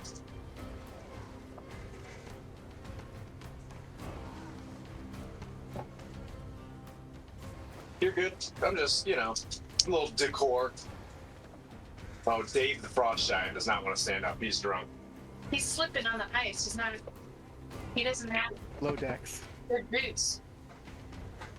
He hasn't got Ugg boots. Oh, but Blandina does. Okay. So next person to have a go is, get back to my sheet so I can actually do this properly, is Tim. Currently, Tim, Druffi is encased in ice. All right, so Zora still got shield on her. She's encased in ice. And she's It's healing. at least 2 or 3 feet thick, and underneath her you can see her wounds are slowly closing up. Hey, This ice. thank you, Bacterra, for the raid. Welcome, Raiders. Thanks, buddies. I got to play with them once. They were nice. Can I? They were nice, eh, posers? Does it look breakable? Can I try to break it? Everything is breakable, just depends on how hard you hit it. I'm gonna hit it.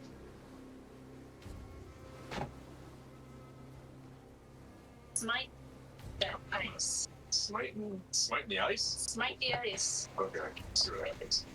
She's healing from it. What hurts? Radiant or fire? 18 to hit. Yeah, 18. It doesn't seem like it's got a lot of AC, this ice, so you're able to hit it quite easily. Hey, I'm not adding a smite. Hit it 18, and I'll do. That's 6 slashing damage on it. Nice. You do 6 damage, you chip away a good section of the wall. Swing again. That's 17 Carving plus. through. That hits. 24. Okay. 5. Was rolling really, Nice. really.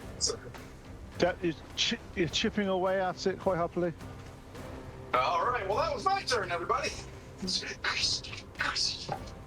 I deserved that one after my fight.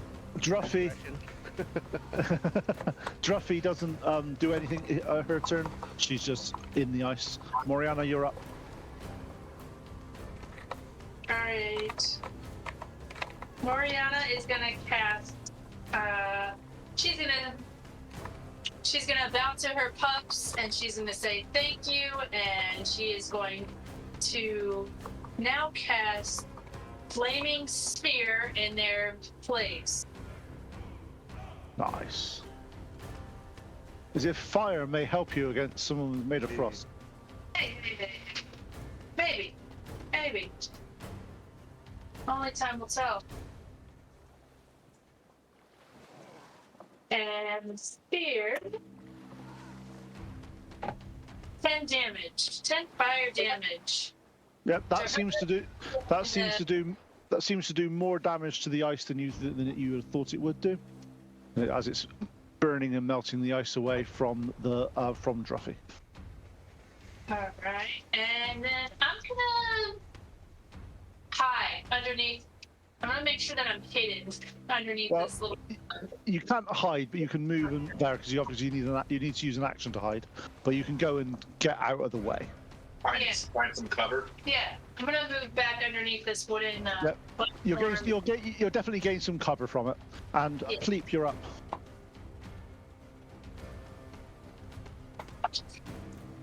Okay. Well, I think, yeah, since everyone's around her still, what?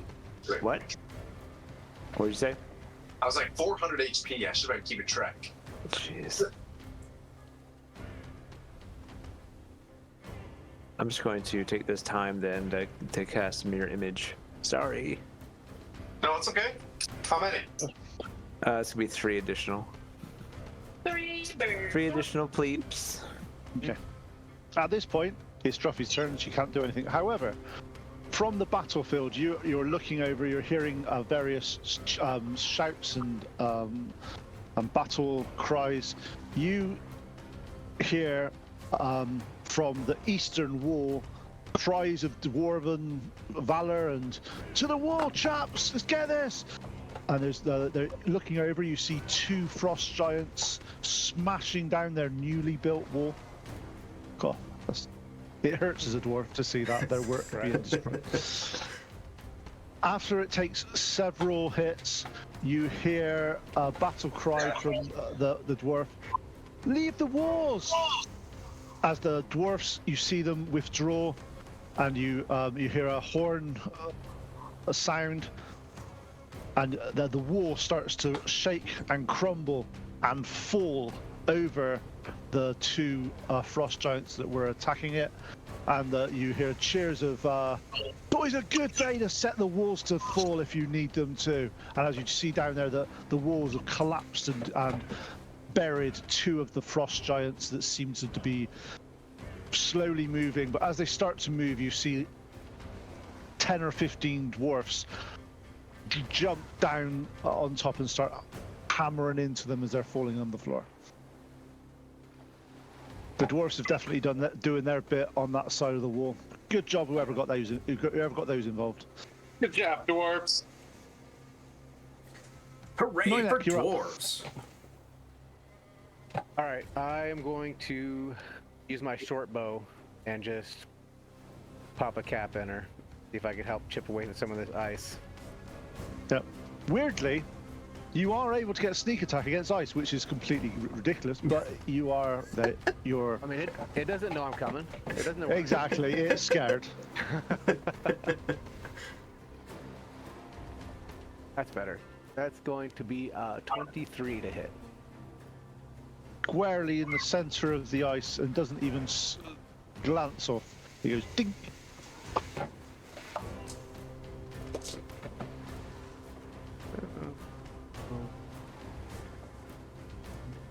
That's 21 points of piercing. Nice. You're now seeing quite large cracks coming out over this ice. If it was a creature, you may think it was bloodied. All right. Good to know. And there's not really anything up there for me to hide behind, is there, on that wall? Not really. All right. Then I won't bother trying to hide. That'll be my turn. Okay. And Zora. All right, noting the ever-growing cracks in the ice, I am going to just haul off and swing for it. Yay! Let's do damage check. Get up there, buddy. Swing away. In the words of M. 23. Nice to hit. I was thinking the same thing. Is that Gary? I was thinking the same thing from Sign. Swing away. It was such a dumb movie. 12 damage. Nice. As you smash into the pillar of ice, a big chunks now start coming down, but she is still within there. You can still see her wounds slowly closing up. Start of the round. Bork, you're up. Good job on the mirror images. Look great. Thank you. Let's see. Behold miniatures. Well, I can't do any damage to her right now. Then So, I'm aiming. does anybody need a heal? All say it once. Two that are absorbing all the. Who needs? Who, I could use like another 20 points. Yeah, get her, because I can get me if I need to. Yeah, I'm harder to hit now, so it's okay. Technically, she's in front of him. You'd be putting yourself in a weird spot. Well, So if you get me, Druffi can't hit me right now because she's in ice. So I'll run up to Zora and cast You can kind of see standing. a Cure Wounds at level 2. Is your mastiff going with you? Oh, yeah, I'm riding in on the Mastiff. Just smack her on the Your ass. valiant steed. So you get, what is that? 6 and 4 is 10 plus 3, 13. nice. Then where do you want to go on after that? You want to go up on I am going. behind the. I'm gonna run back out. Actually, so You I could've have went. I have 40 feet of Yeah. movement. So I will run down the You could've side went. and get behind that building to the right side of Druffi and get behind the building. This one? That's fine. I'm gonna knock something over. But do you see the brazier that's like right by got you. Noidek? Okay, yeah, that's fine. Or this? Oh, you Yeah, want this yeah, one? Okay. that side, yeah. I got you. And then I will bonus action healing word. Do I know which one of those is Pleep? Is Starfall? Oh. Let me look Oh. that up. No, you know that it's. Why You can did heal do them. It's that. You're I would lawful say- good. I would say yes. You can see. You know which one it is, but it's one of It those says things. that- attackers. yeah, it's just attackers Oh, 'cause okay. it's not. Gotcha. So yeah, so you'll get a second level healing word, Nice. and you get 6 back. Yeah. Wait, 7. Thank you. And that'll be my turn.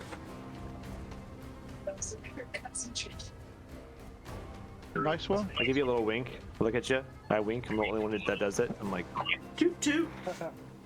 Nice. So on Druffi's turn now. Druffi's wounds are still healing. However, at this point, you're looking around the battlefield. You're seeing more frost giants coming over, and the defenders of Bryn Shandar are doing their utmost to defend against them. There's the north side of the, because you're in the south here, aren't you? Yep, you're in the south. Yeah, the north side is getting quite a beating from several frost giants at the moment, and they seem to have breached the walls. Hold fast. Once we bring her down, they'll lose their elan. Okay, so that's that one. Tim, you're up. And we're back to normal dices now, right? Yeah. Disadvantage for you. On the first one? Yeah. Joke. I'm okay with it. I understand.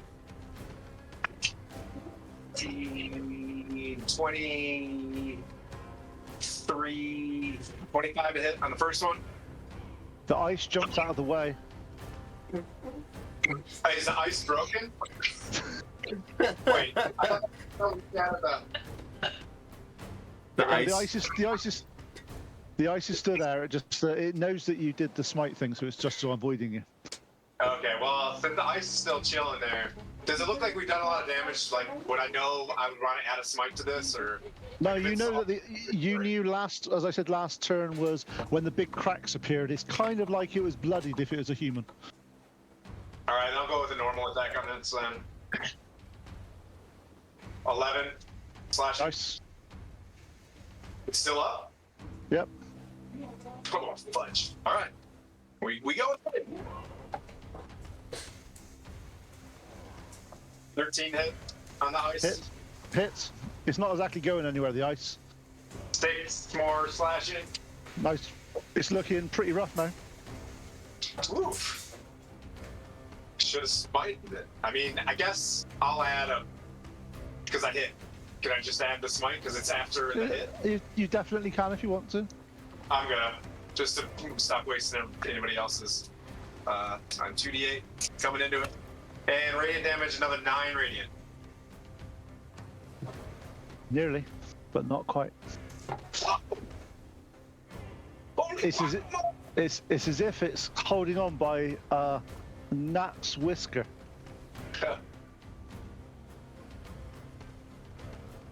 Yep. That's my mama. Moriana, you're up. All right, Moriana is gonna cast Thorn Whip on this lady. Nice. Keep in mind, I still have my absorbed cold energy from my absorbed elements. Yeah, that's a good Thorn Whip one. Oof. I missed. 10 to hit. You know, 10. You hit the column of ice. It's not the hardest thing to hit. All right. I doubt there. I'm pretty sure there's probably resistance to cold damage to ice, but we'll try it. Is ice resistant to cold damage? Is that what you're asking me? I'm pretty sure it's resistant. We could put it to a vote and see how. I think it might be immune. Yeah, yeah. I In don't fact, know. if you want to, you could heal it. Actually, adding more ice to it in this You thing. could heal So normal. I'm gonna go back to normal. Thorn Whip hit would have been. I'm sorry, guys. It's okay.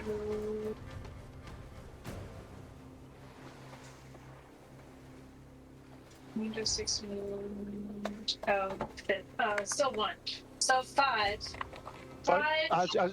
As you do that, you hit it with your thorn whip. It shatters the ice and it falls away from her. And as she does that, you see her like crick her neck a couple of times, roll her shoulders back,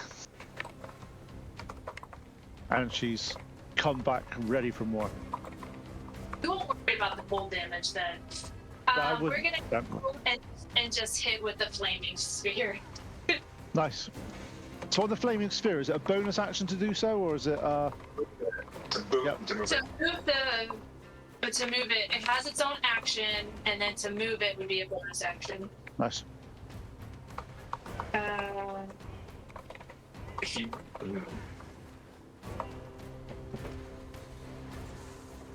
I casted it as this. Okay, So so 3 how much fire damage?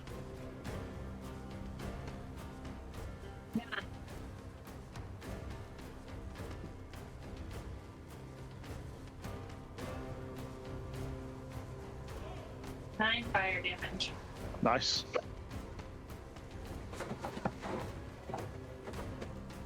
Yep, it hurts her. You still see that she's actually she didn't recover all her hit points, but she recovered a fair amount. But she wasn't in as long as she wanted to be in her ice.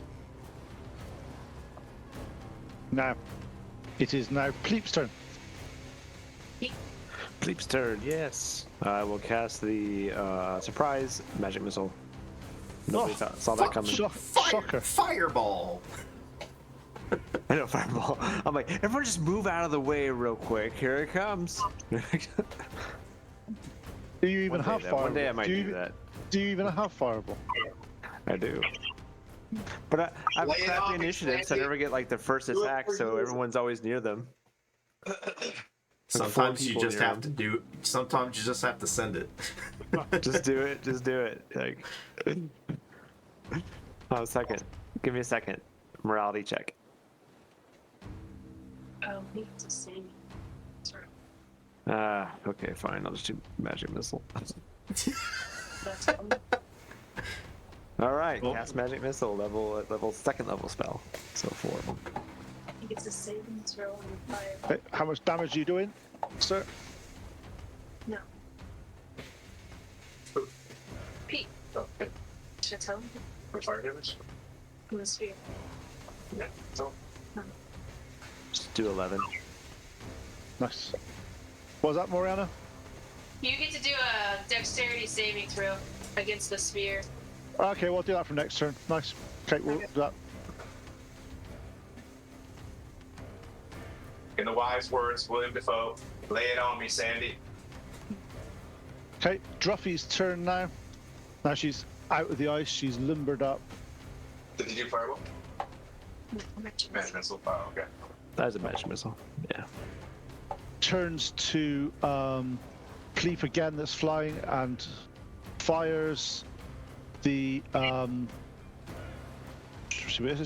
touches a gem on her chest. A load of flies towards you. First of all, your mirror image. Can you see if it hits you or the mirror image? Because obviously she can't tell. It hits one. Okay, it hits one of your mirror images and just freezes in place and drops. You see her sort of cursing that didn't do anything.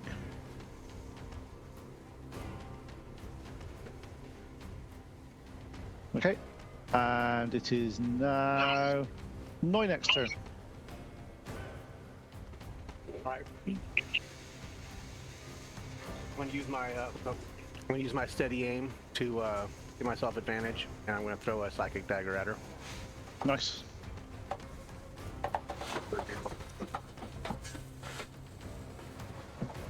It's gonna be a 16. 16 misses. The other one was a 1, so I've got to use advantage. Yep. Alright, You throw your invisible dagger. No one sees it. No one sees that you missed, and no one sees you hit. That So- was just a warm-up throw. I'm just warming my arm up. Nothing to see here. That's fine. You do anything else? No, I can't. That's it. Okay, Druffi's Actually, yes, I can. I can throw another one as a bonus action. got it.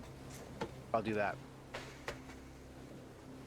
Do I still get advantage since I use steady aim? No, Or is that it's only on one attack? Okay. one attack. Actually, no. Your steady aim isn't your steady aim a bonus action? Good question. Yes, it is. I So won't. you cannot Action. you can't use your bonus action to attack them. Good call. Yeah, so I'm done. We gotta put him in bridge. Melted ice melted. Okay, Druffi now, as if fueled with rage and not very happy with herself, she starts to move around and she spins on the spot, a la Wonder Woman. And from around you, you start to see that chilling winds flowing round, but just seems to your flaming sphere seems to reduce in intensity a little bit, and every torch within 50 feet of Druffi seems to dim that ever so much, as if fire is being subdued a little bit. Ooh, she casts some resistance. She casts some resistance. Shift. Zora, you're up. I'm gonna go for that kneecap again.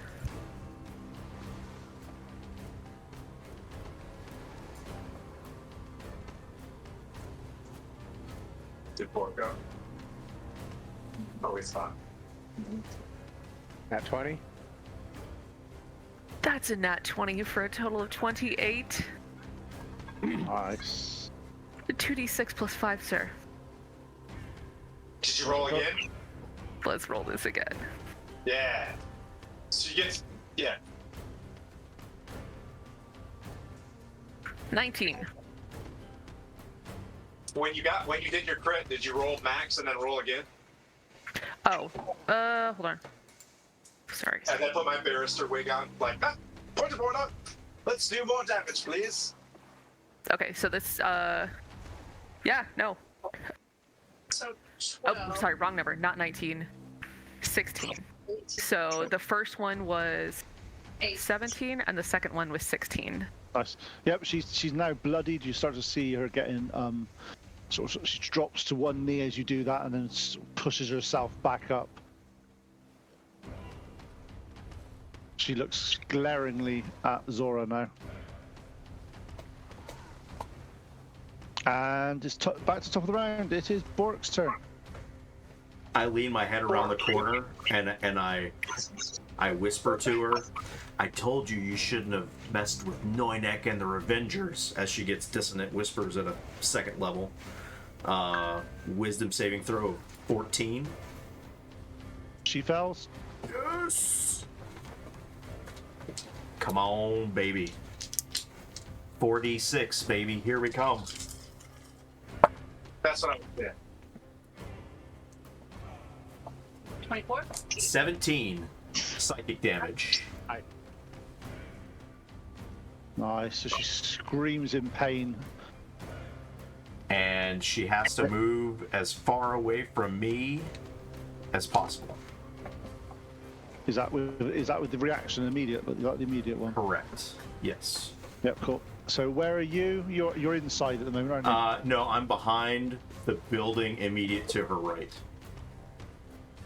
But you're inside the town, is what I mean. Yes, correct. Or not? Okay, so she turns around. She runs 40 feet away from the gate, and Zora and Tim get an attack of opportunity. Are the wolves dead? Yeah. Sorry, was that? Are the wolves dead? Wolves still went because they were a concentration base, and they okay, went for gotcha. the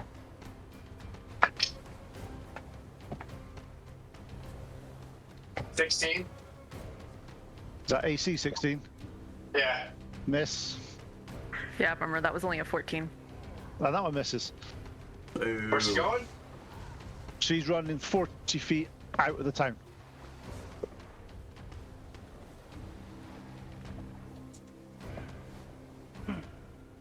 Can we chirp her? I'm trying. Tried, unfortunately failed.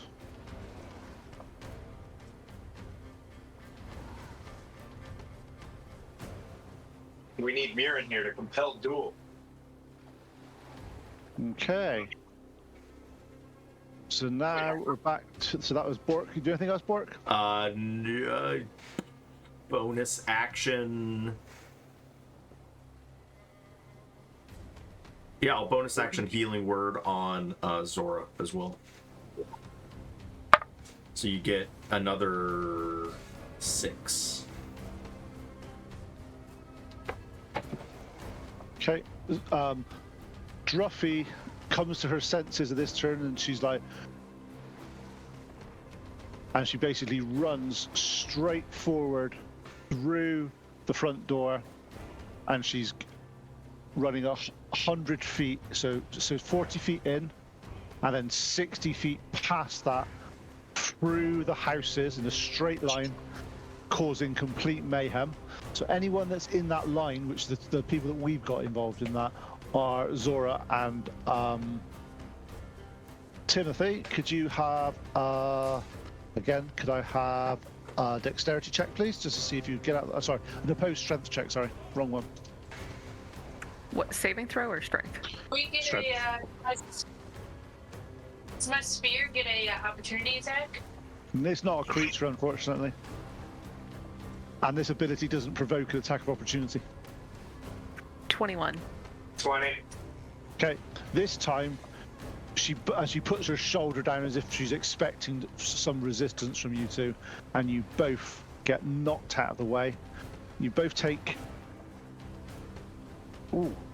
9 points of cold damage, and you are both like sort of prone on the floor. And she's running, she keeps running, so 60 feet, and those buildings that are in front, she's sort of like smashing through them. They're already broken, Pleep. You know what to do. That's what I was thinking. I was like, I have 200 feet in a turn that I can cover. So And now nobody's near her She to worry died. about smash smash. Fireball. fireball. And When's By it the my way- turn? When's it my turn? To get up from prone is one action, correct? No, no, it's no, half your it's just movement. half your movement. All of us are programmed Paladin's Flame. So as she does that, she then uses her icicle hair attack on Pleep. Does a 17 hit you, Pleep? Let's find out.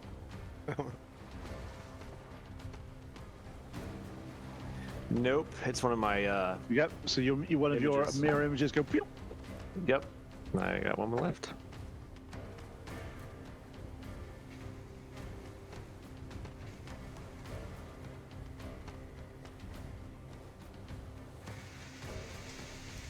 Okay, and it is now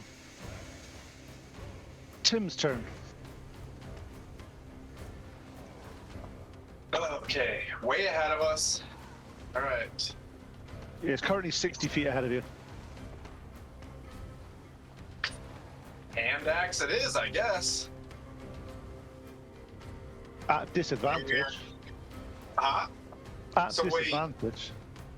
So, running away. Did Pleep already go?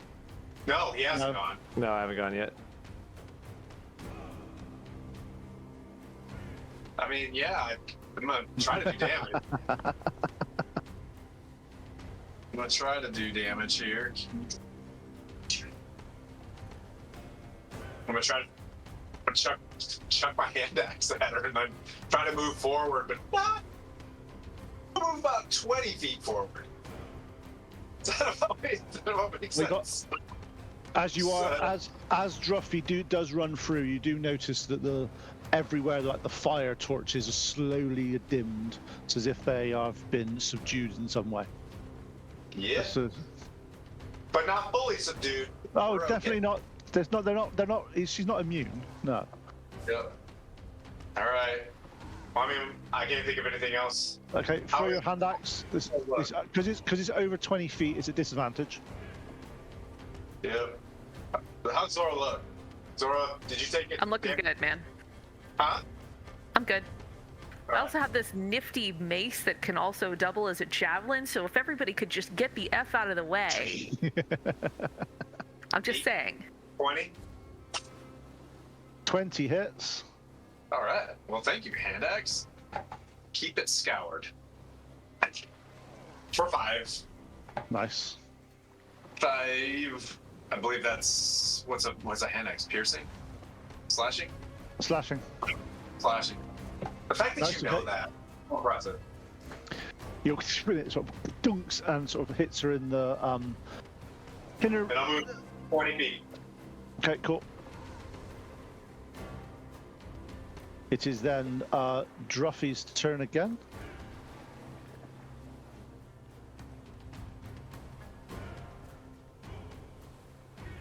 Druffi turns round, sees Tim hurling crap.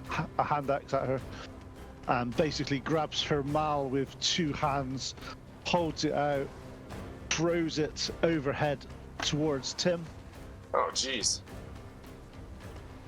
Does a 24 hit you, Tim? Yep. Just checking. You just like saying that, didn't you? I know how Yep. it feels. So, 16 bludgeoning damage. If you say and, I'll quit the campaign. And 7 cold damage. Oh,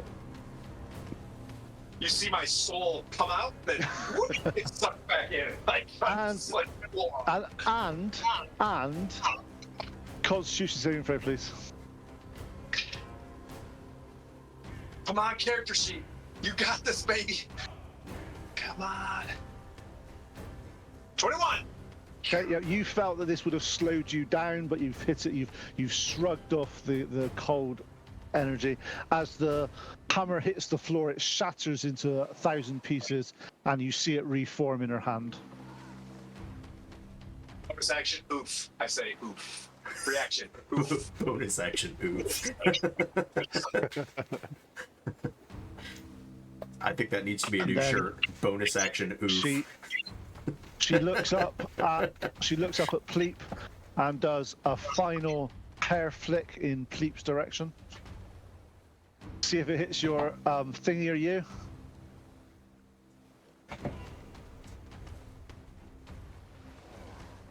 Does not. So your final image vanishes out of But the I air. am done, but that's it. We're all gone. Yay, good mirror images. Mirror images suck. Right. Yeah. An Eric Pokra with mirror image. Sorry. I love It's okay. I will just have 5 archers from now on, point in one round. Go. We do have a lot of. I do like you do incorporate a lot of range attacks, so it's cool. Well, exactly. You've got to. Otherwise, it's Yeah, it's ridiculous. yeah. It gets to the point where it's like, well, yeah. Moriana, you're up. Alright, Moriana is going to. Question for you: how far can your flaming sphere move? It can move 30 feet. Okay, so it can't quite get to her this turn. No, it did not. But it is gonna move max movement towards her. That makes sense. And then I guess so am I. Actually, no, I'm gonna go to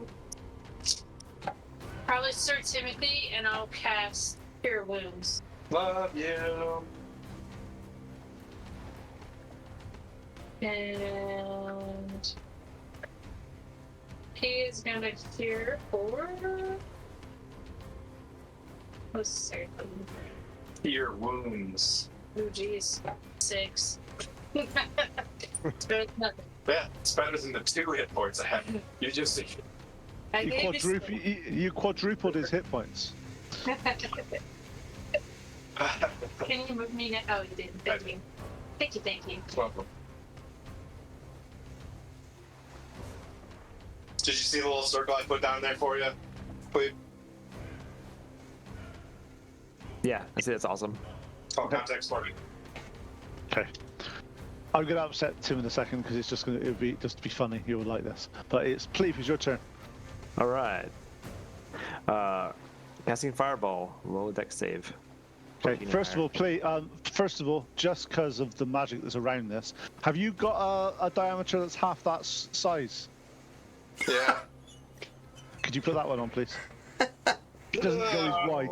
Doesn't go as wide, but it's, which actually is pretty good. It saves the town from some of the explosions, so Okay. you're still targeting her. So dexterity saving throws it. She Yeah. fails miserably. Nice. 47d6.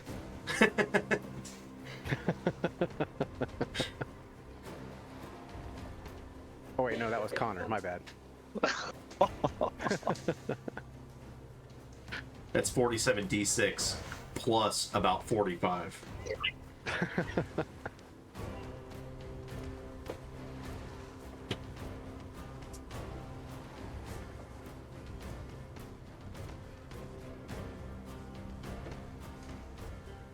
$35 points of fire damage. Oh.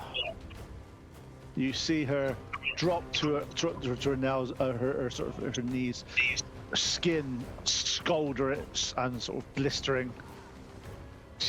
Just about there. She's not quite dead yet. Not quite dead yet. She's not quite dead yet, Governor. It's just elusive. It's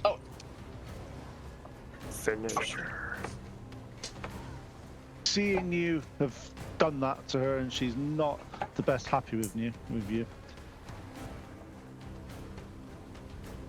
She picks her hammer up. This was reformed in her hands, and you're about what, 40 feet above her, aren't you? Yeah, about that. Yeah. 60 feet away. 6 feet away. Yep. Yeah. So So she 60. can throw it up to 60. So All right. And He's 61. does a 17 hit you? As a reaction, I will cast shield, Yep. Don't forget your man. and I have +2 armor that puts me at 18. So no, it does not hit. Yep. So you hit this hammer Not hit me. flies towards you. Just as it's about to hit you, sort of you concentrate on the thing, and you get this heart-shaped symbol appear because of your marriage. Bing.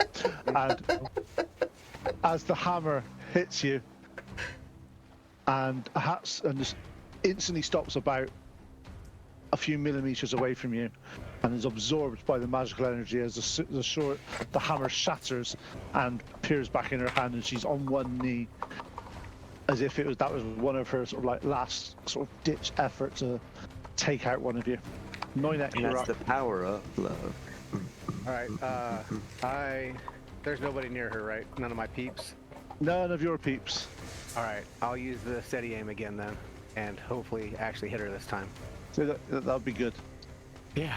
Try something different. I'm gonna use my psychic daggers. Or psychic blade. Oh no, I'm not. Use my short bow. Wait. She's 60 feet away, right? Yeah. All right. I'll use my psychic blades then. That's gonna be a 22 to hit. That hits. Wait. Bound to happen eventually. Ugh, gross. Did you roll really badly? We got a bunch of twos. 16, 15. That's gonna be 16 points of psychic damage. Skylar, go to the live. Where's the camp? She's dead? How do you want to do this? Sweet. Yes, the- Noinek and the Revengers. The invisible blade goes into her head and it just kind of bananas. So nobody knows why. Her head just kind of splits open. Okay. Obviously, you've been concentrating. Go steal her Actually, bracelet. there's no visible wounds, right?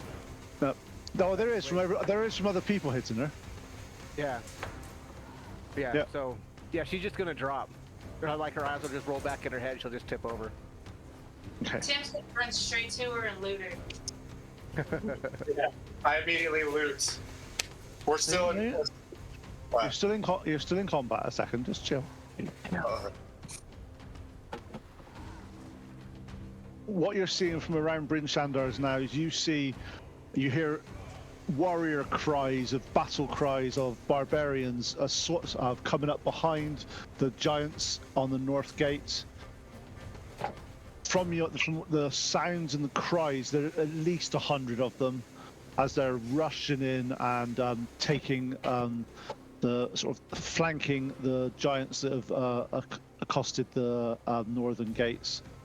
After several minutes, all you see is the fog from around Bryn Shandar starting to sort of dissipate, and you see the giants, 4 or 5 of them, just running off north as if to get away from this catastrophe that has happened.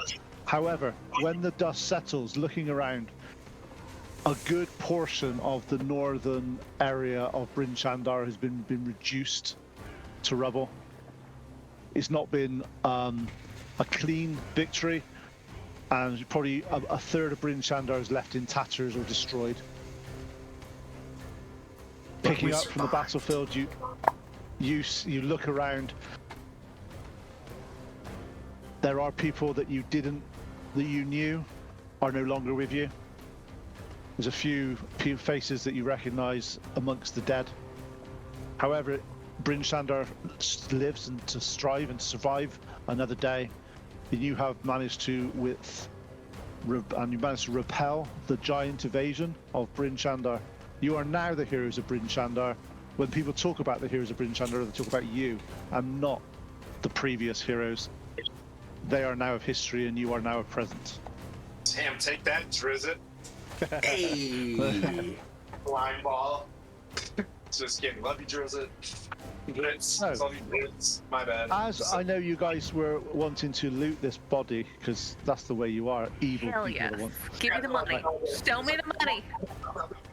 Okay. Right. There are 6 gems on her body. were 6 gems. You guys can. I kind of think I know who's going to get which one, but I'm going to let you guys decide because it's a party and you guys get to pick.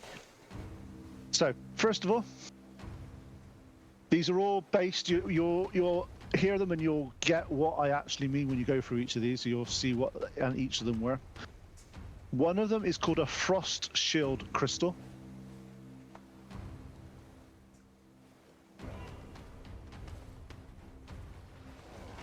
It attaches to armor and gives it a +1 magical bonus.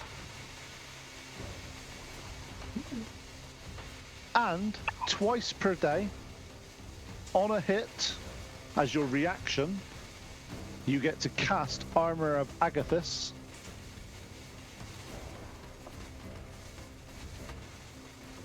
Where the number of hit points, it's not as per the spell, it's your proficiency times 5 hit points is an ice shield. Proficiency times 5? Yep. Wow. It's actually not... It's kind of like casting a 2nd or 3rd level spell at your level, and then the higher you go, it just adds a little bit to it, so it's not... It's the same sort of thing as doing it. Next one is called the Glacial Luck Stone. This is basically a standard stone of good luck. However, once per day, you are able to use a reaction to give you resistance to cold.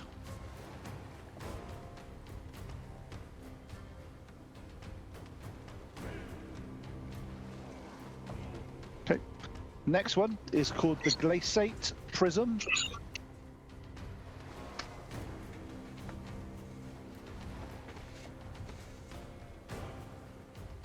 This one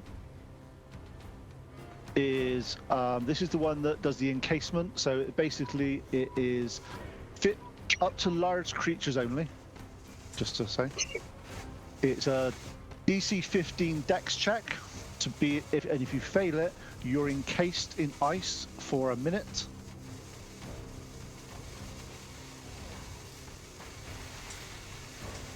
They get to do a DC 15 Strength, sort of to break out of the ice every round, or if the ice takes 20 points of damage, it releases the creature.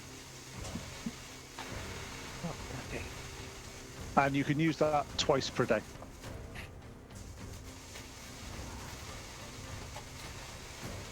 Okay, next one. This is called the Ice Flare Gem. And this simply gives you access to the Ray of Frost cantrip.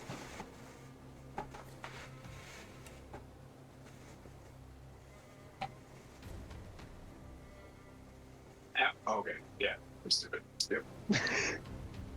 Next one. Next one is the Winterbane Gem. This attaches to a weapon, and you can convert, using a bonus action, all the damage done by the weapon to cold damage rather than its normal damage. And it does an extra 1d4 cold damage, which lasts a minute. Oh, that's smart. And it can be used twice a day. As you can see, lots of these, they end up using twice a day on things. Next one. The Icebound Memory Stone. So if I just go through, this is basically acts like a Pearl of Power, if anybody knows what that does. It lets you, when you cast a spell, you can recall that slot so you can cast it again. However, if you are using the Pearl to cast, you cast the spell that you cast on the recovered level, up to level 3, you use to cast a cold-based spell, it increases the DC by 1 and does an extra D point of damage based on the spell. So if you had like Ray of Frost, for instance, bad example, and it was 1d10, you would get, if there's a saving throw, it'd be an extra 1dc and it'd do 2d10 total damage instead of 1d10, so it increases the extra dice, but only on the spell able to cast on that with the thing. So if I just go through the items for you, just so you're aware of what we were discussing in the combat, so you know. First of all, the encase one was the one that she was firing at Pleep a few times. It didn't work, and it shot and encased things. So that was the gem that she had on her chest. The gem on her chest, again, next chest was the one that was hit, was the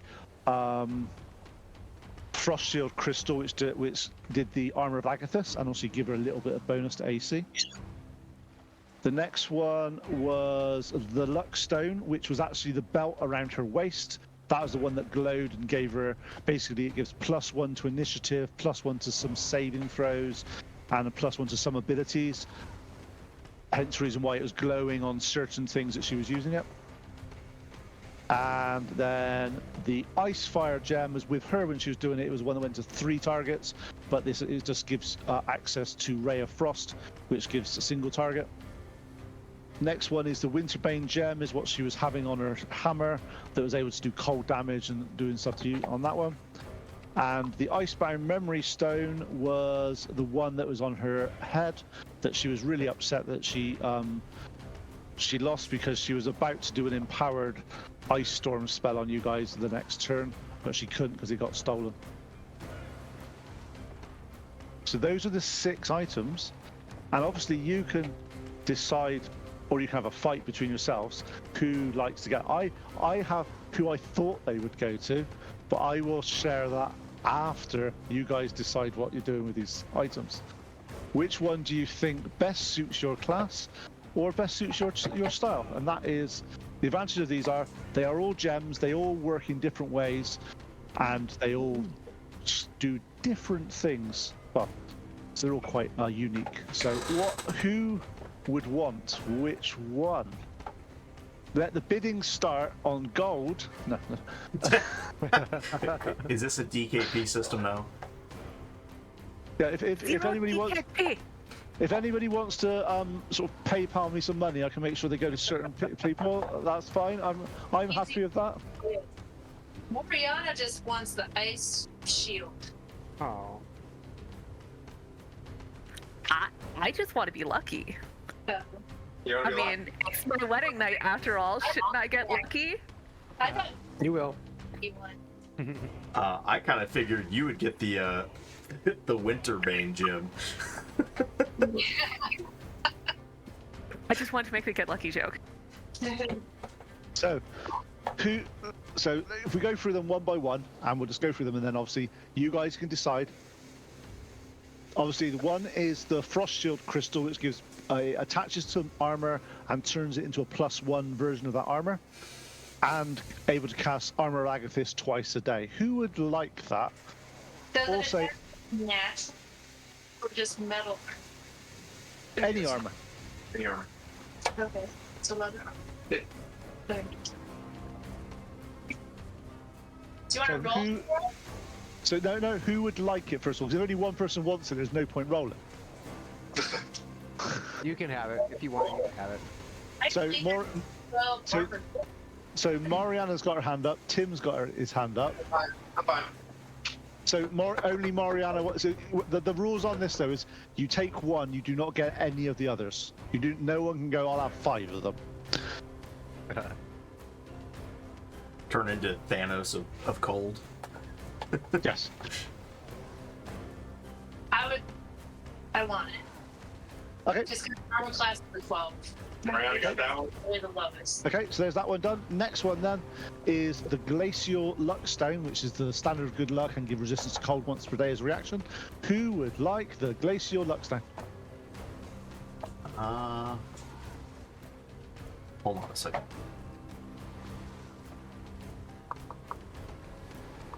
I need to look up Stone of Good Luck first. Orkazuba, we'll see you at Gary Con.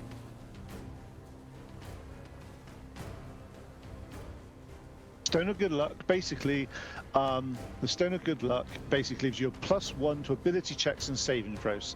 So ability checks are ability checks, and bonuses are saving throws and initiative and stuff like that.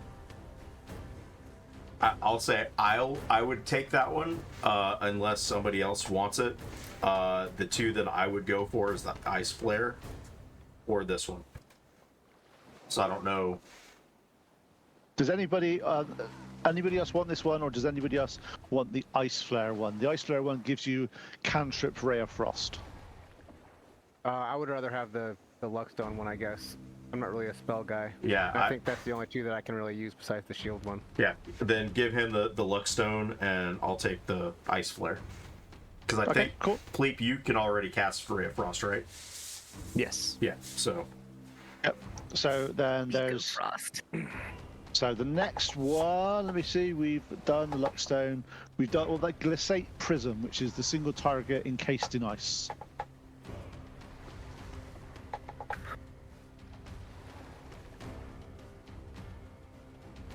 We can come back to that one in a minute. If no one instantly wants it, that's fine.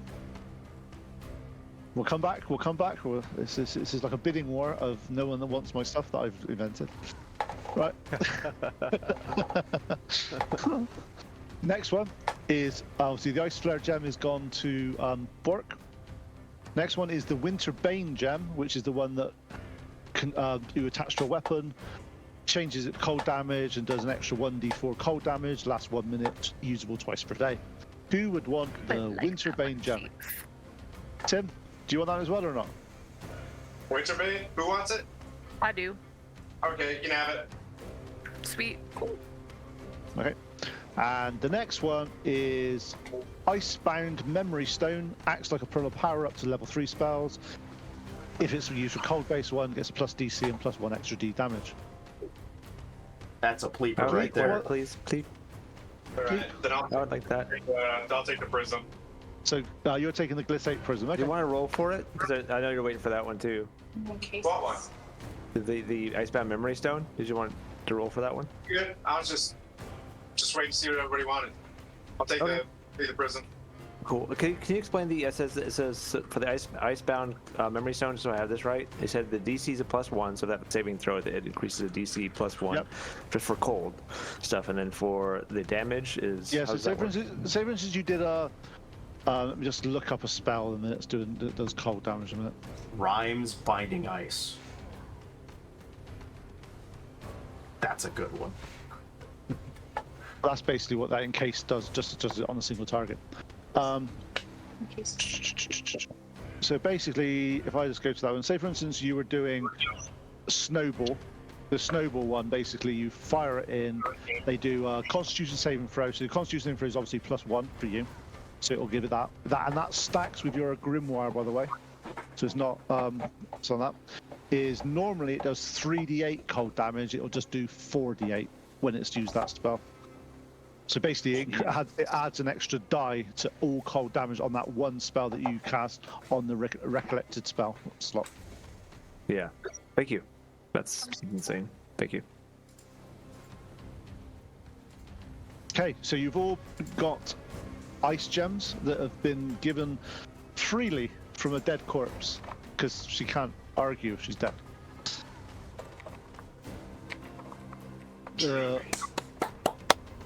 Yay! The whole of Bryn Chandar is now a mixture of sadness and jubilation of being able to repel this. But for the next few hours, all that can be said is that they're shifting through various buildings and various collapsed walls and putting many to rest. You've, after the few hours of doing this, you roughly work out that probably a fifth of the people of Bryn Chandar are no longer here. However, without the dwarves, without the barbarians, without the druids, and Key, without you taking down Druffi and holding the southern gate, the fate would be far, far worse.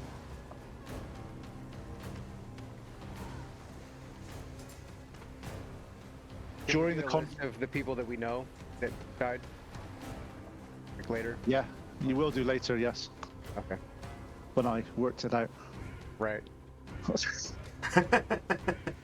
Devusa, with several, even Devusa, you look at her, she was obviously participating in the conflict. There are wounds. There are people running around healing various people. And she collapses at her desk and says, I didn't think we were going to do it. When Druffi burst through that door, like they weren't, the doors didn't even hold her back in the slightest. I'm not sure how. She looks at you with admiration in her eyes. As without you guys stopping her at that point, nothing would have. She's in a state of shock that one creature was just able to take down those doors as if they weren't there. And for 6 regular adventurers able to take them down. You're not regular, I know. Before you say anything, but 6 people. And she says, Noinek and the Avengers will be honored with statues, just as if just as you see the ones from the previous encounter. But please, hopefully it's another 40 or 50 years before this happens again. Agreed. But for now, let's put our dead to rest. Ensure that they are all dealt with and done. But I have so much. I can't rest until this is done. If you wish to help, but you have done enough, please just go rest. Without you, we would not be here.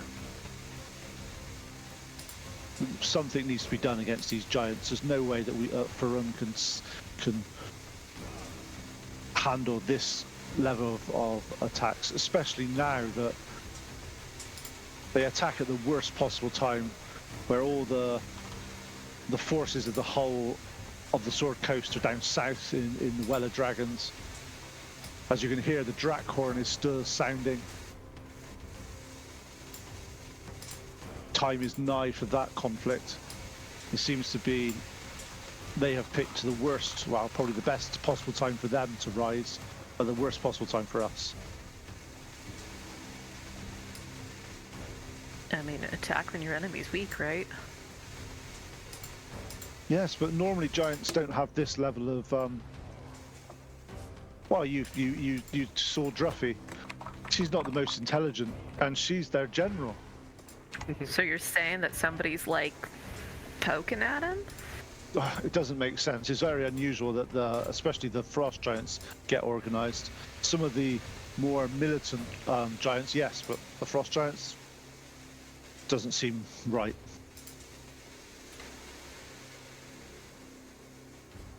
Who knows the frost giants best in this area? Have you guys encountered them before? We see them all over, but not in these numbers. And to be honest, now that we've Druffi is down, there could be repercussions for taking down the general. There could be. We don't know. It's Do we know where they're the from. oil is? Well, we know their main sort of castle is up in the one of the major mountain ranges here, and it's in a frozen sort of castle fortress, and that's where the Jarl of the frost giants lives. But to be fair, no one goes there. Why would you? If you think that this was a tough fight, there was only we've counted 6 dead frost giants and Druffi. That's 7. On the east wall, they took down one of the winter wolves, and then there was 4 or 5 frost giants that fled. That's a big blow. Yeah. They're gonna be upset. Yeah, and also the fact is that there's only 12 of them. We only managed to repel that many, and there's only 12. I don't know how many's up in their fortress, but it's definitely more than 12.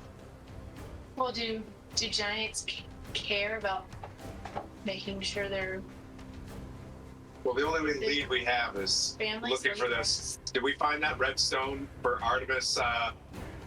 Artemis and Clary? Yeah, Artemis. You find the red bloodstone as you take it closer.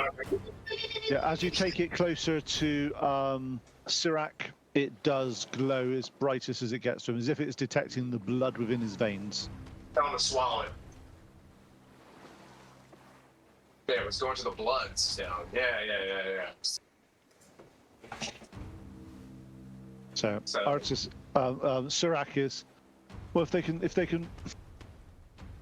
Once you present the bloodstone to him, as he sits down visibly shaken, I'm never going to be safe anywhere.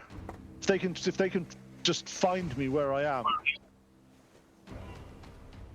I need to go away. I can't be around people.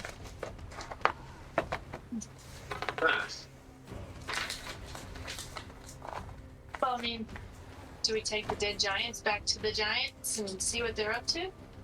I'm just gonna grab him, look him straight in the eye, and detect evil. He's goody two shoes.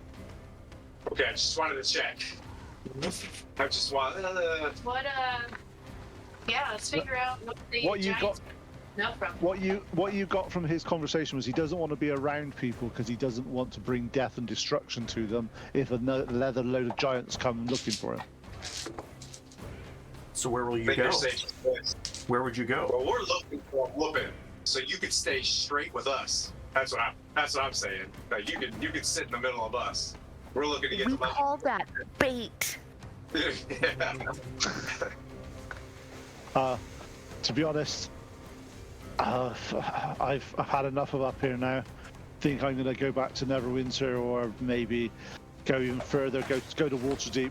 Get in a big city. We can't let you do that, 'cause then you're gonna put them in danger. So That'll keep me safe, though. People. The major cities will be able to repel a small giant invasion. That's what they do. buddy. From what we hear, because we just came from down south, is that there's going to be dangers all around as the giants fight this fight that they're going through. The safest place is with us. I'll look at like Zora. I mean, I think a solution will present itself, but in the meantime, we are the first bank of Bryn Shander. You know, and this guy. That's fair. That's fair. But That is the solution. Not that solution. Okay. Well, I mean, it's always an option.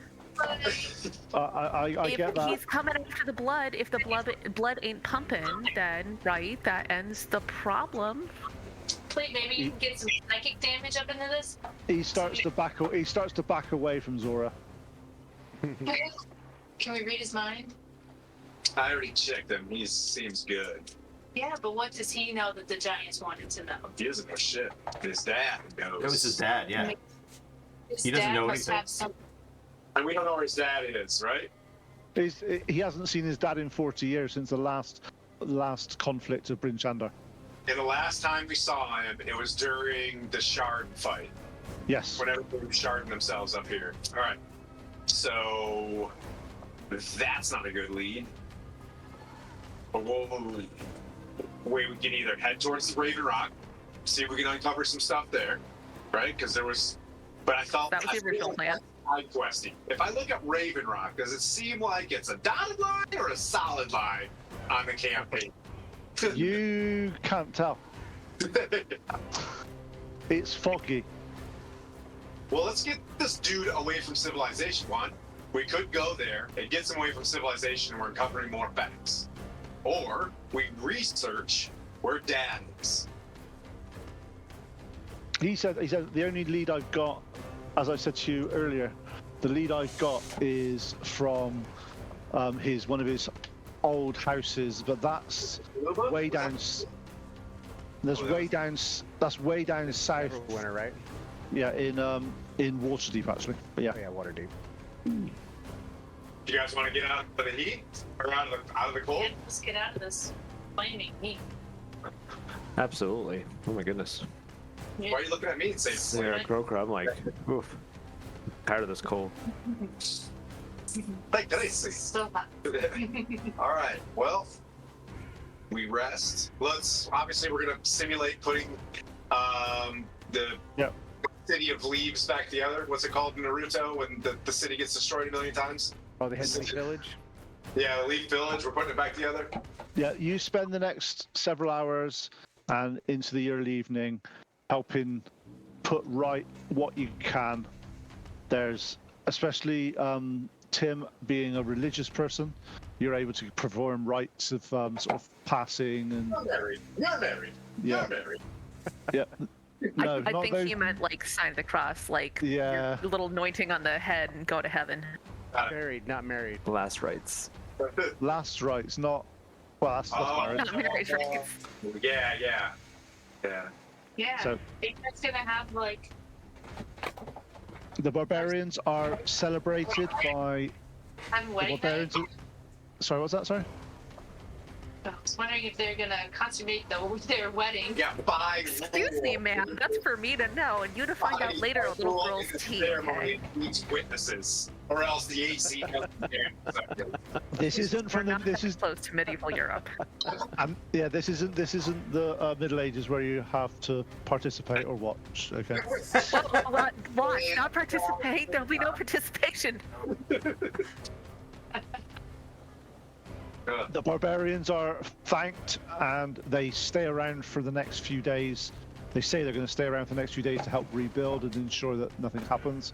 The dwarfs are, in normal dwarven fashion, they're congratulating themselves about how they managed to get that wall to fall in the right place. They're just, but hey, they're still quite solid and. But people, but they're happy that their ingenuity and has managed to sort of take out those sort of things. Are we at the Ewok party yet? What was that? Sorry. Are we at the Ewok party?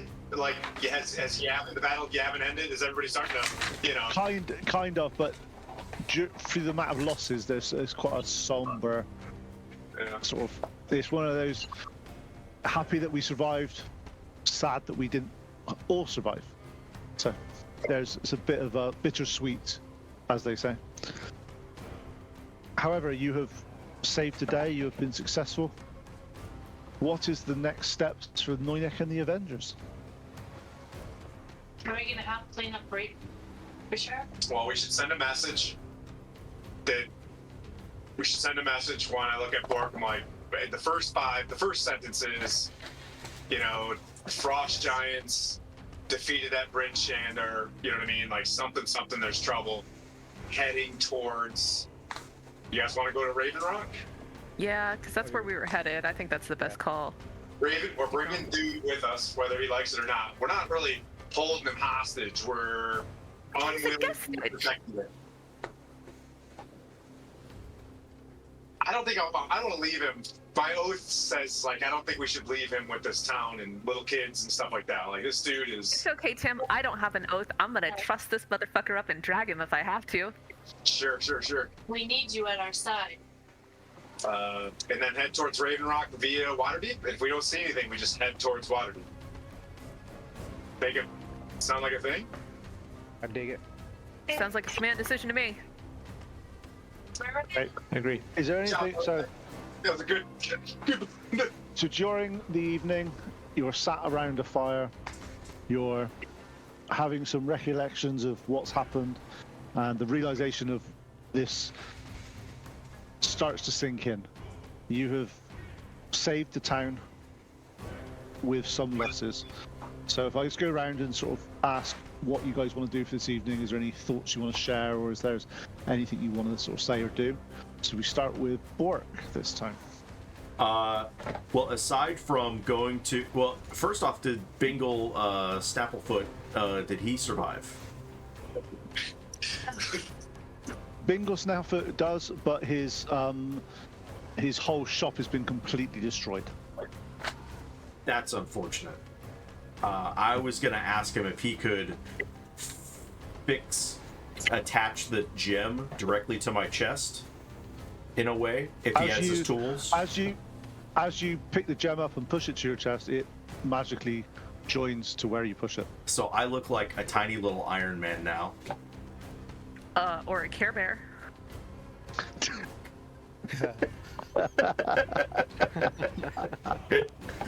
If you do the Care Bear stare, I'll be well impressed.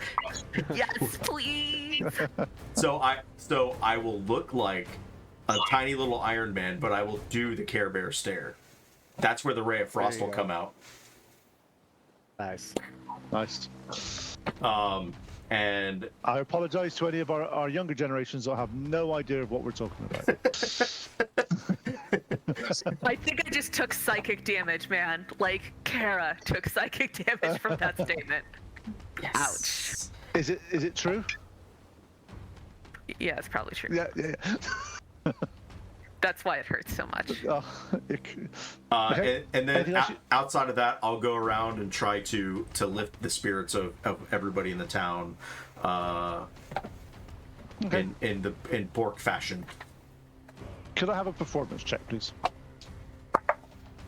Hell yeah, 27. Okay. Yep. You, in your normal way, you're sensitive to people's emotions and able to sort of bring them up. You're not. This is not a full sort of celebration, but you are able to sort of ensure that there are still some music and still people may sort of feel good and feel a bit better about things. You've not gone full carnival. You thought that may be a little bit unsensitive, so you've toned it back slightly with that performance, but you've done a really good job, and people are lots of people are thanking you and saying how amazing your group is, and thank you for sort of helping save the day. It's more Yulian pipes than Calliope this time. Okay, cool. I have no idea what that is. Does anybody else? Yulian pipe, Irish pipes. I love it though. It's my favorite. Can we all smile and nod for Oh yeah, Julian pipe. yeah. It's like a skin flute, but it's got more hairy on the bagpipes. Okay, Zora, what do you want to do? I'm gonna go find Tim, cause like I feel like maybe I got lied to slightly.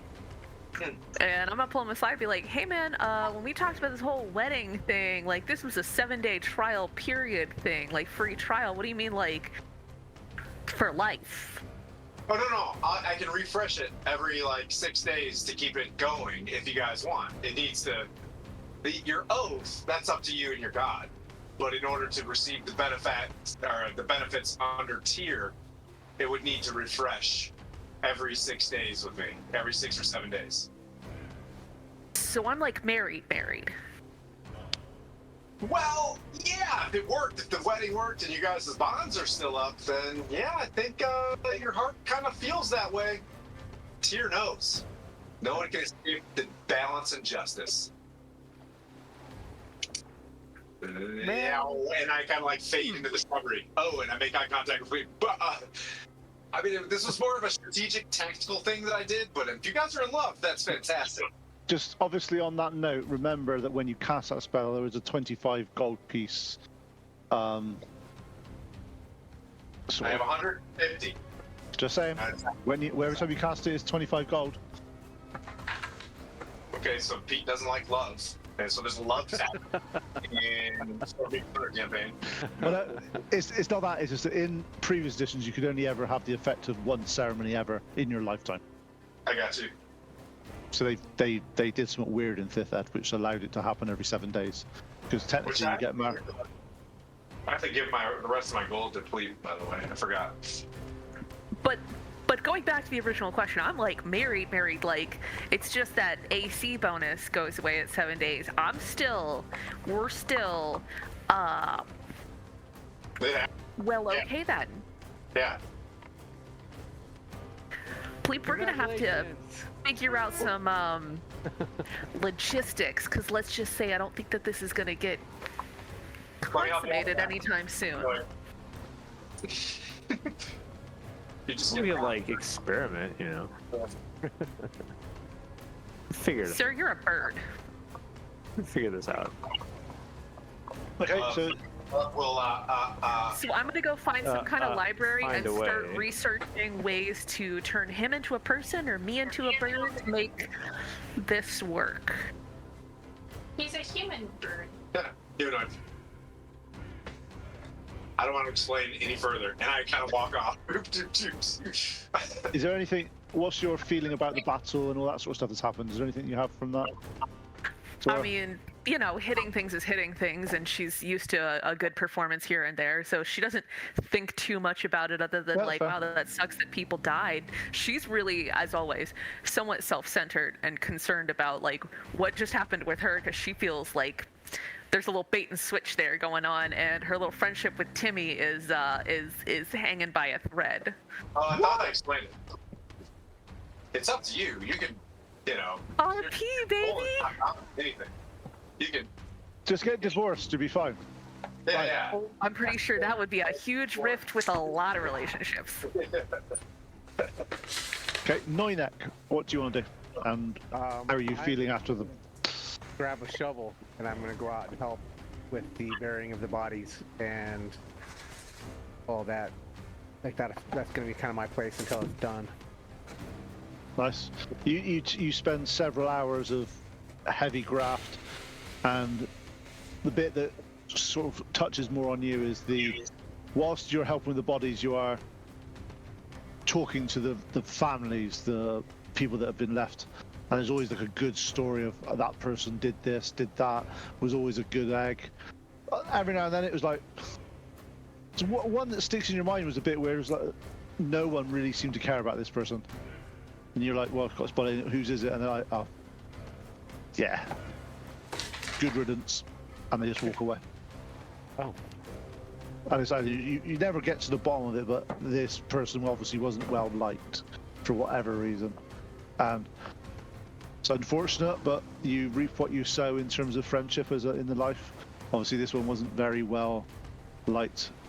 It's not the best way to go. So, Probably the blacksmith. Yeah. Look. The best blacksmith in town. yeah, that's fair. Tim, what do you want to do? The dogs for like one last little walk. Take them out of like, you know, combat mode and play with them for a little bit. Obviously, there's a lot of bones laying around, so I catch.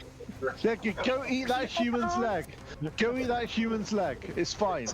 Worst paladin ever. Tim, not Sir Tim. Anyway, so I'll actually I'm not a Sir yet, just regular old Tim. So I'll play with them for a little bit, hang out, you know, get ready for the sunset. Then I'll dismiss them both to go rest. I'll head back and do as I normally do, kind of plop down next to Noinek. Either he wants to talk or he doesn't. You know, I'll just like open up some conversation about like how fantastic of a shot that was. I was actually kind of nervous. You know, I was getting pretty close, so I think we were all on the brink. Just let him know that was a really good shot. Kind of give everybody a thumbs up, and then, you know, sit next to a fire with near Conrad Braunamble. Thank all the dwarves for coming. You know, There's some lots of songs. They lost a couple of dwarfs, so they're sort of recanting their history and what they did well, and how it would be an honor to sort of fall in a combat such as this, and to sort of make sure that the memories lives on forever. And they said that they've actually, when they're rebuilding the wall, they are going to carve the two dwarfs' names into the wall as a memorial to say that the dwarfs built this. That's awesome. And then just go plop down and see if I can't grab like 2 scrimshaw pipes or something, and Yep, you can do it. smoke a pike of Brinchan or tobacco with old Noinek if he's interested, and just be quiet and do quiet, you know, stuff. Quiet Have- specialty. That's fair. And Pleep.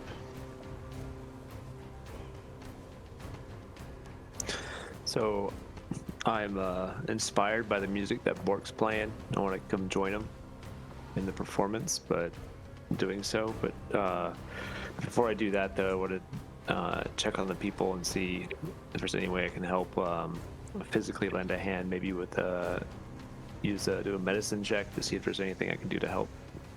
Yep, okay, so if you do a medicine check. 20, dirty. Nice. Yes. So you do a medicine check, you find out that there's you're able to, especially with your agility, and there's very few people here that can fly. If any. In fact, you're the only flying person around at this point in time around Brimsander. One of the elements you find is you're able to sort of fly above some of the destroyed buildings and actually identify, and you can see bits of blood, you see bits of things, you identify, and oh, look over there, there's somebody there, and you're able to sort of pinpoint and find some of the sounds and find some of the people. And when you found them, you were able to sort of just do some first aid before the main people. So you saved a few extra lives that may not have happened during your sort of using your agility and flight. It was extremely useful, and you were thanked profusely by the people. Good. Nice. And then you go and see Bork. Bork, yep, and want to join in. Ask him to join in if I can join in. What do you say, Bork? Can Absolutely. I join you? Awesome. I'll find my loot, take that out, and start playing. Okay. Do a performance check. 14. Yeah. Maybe not quite has the flair that Bork has, but you're able to participate and help, and you do soothe some spirits, and yeah, it blended quite well. Not quite as good as you've done in the past, but maybe there's obviously it's been a heavy day, and thinking back on it, if it wasn't for some of your wise choice and spells, you may not be here today.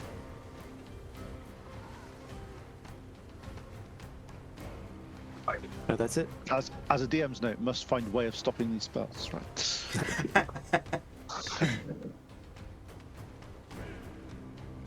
And last but no I means do have, I least- think, the lowest hit points of the group, though. So, and like I'm wearing a wedding dress to these fights. So, Dude, can that be canon? Yes. I wear the wedding dress. Yes.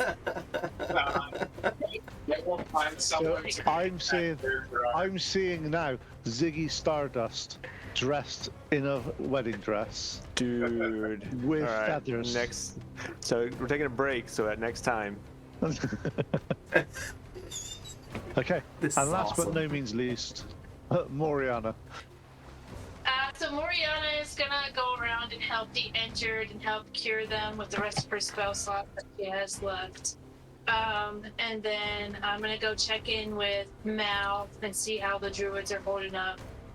And then I'm gonna invite them back to hang out and listen to Bork and make some herbal tea for everybody.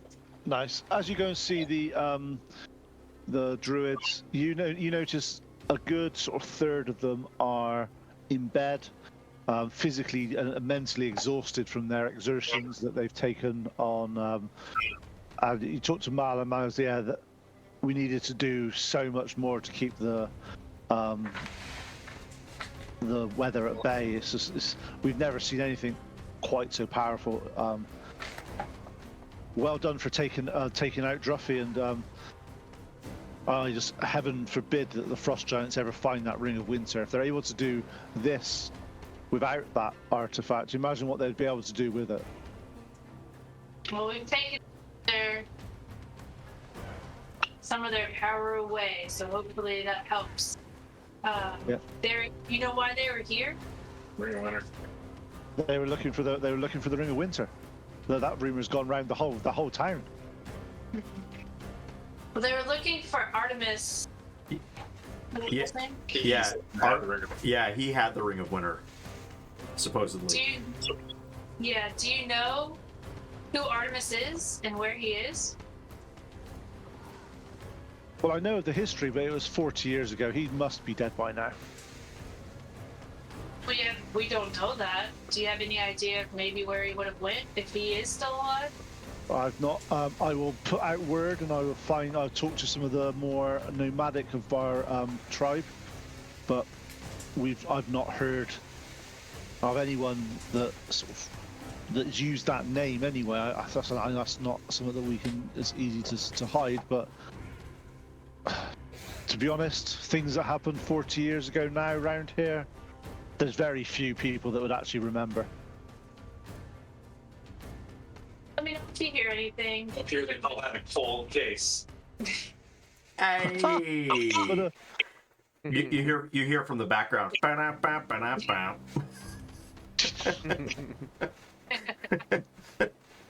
were you waiting for that all night, Tim? Something like that, yeah? Our friends are celebrating our win. If you guys would like to come back to the town with us, we'd be happy to have you. I appreciate that. We've got a few things to tidy up here, but yeah, this was a great day for this area. I'm still in disbelief that we're still here. Must now see what else we can do. But yeah, I appreciate it. She's very dazed, very much. It's taken a lot out of her, this spell that they were doing. So they're very, very sort of grateful to be alive, grateful to be finished, and grateful that they can rest. But they'll send a few down to sort of celebrate, and as is all due and proper. But majority of them are just going to be hitting the sack and sort of recuperating. I give her a hug and say thank you for standing with us. I'll see you soon. Well, thank you very much, and again, thank you very much, Mariana, for inviting us. It was without us here, I don't know what would have happened. And without you heroically holding that south gate. Again, I know it's been said before, and it'll be said by everyone in Bryn Chandar for years to come. I'm sure you'll be welcome here, no matter what. Happy to be here. Okay, you go back to the Ewok party, as it's been called. There's lots of music. Alright, sorry. Right, that's a different bar. Different bar, yeah. It's not the Blue Oyster Bar. Right.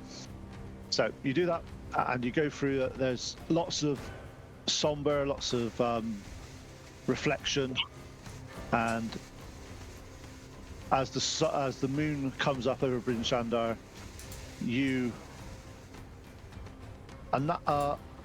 natural still comes to the spine of the world, as if something's been stopped here. Hopefully it's for a long time and it's not a temporary reprieve, but good has been achieved.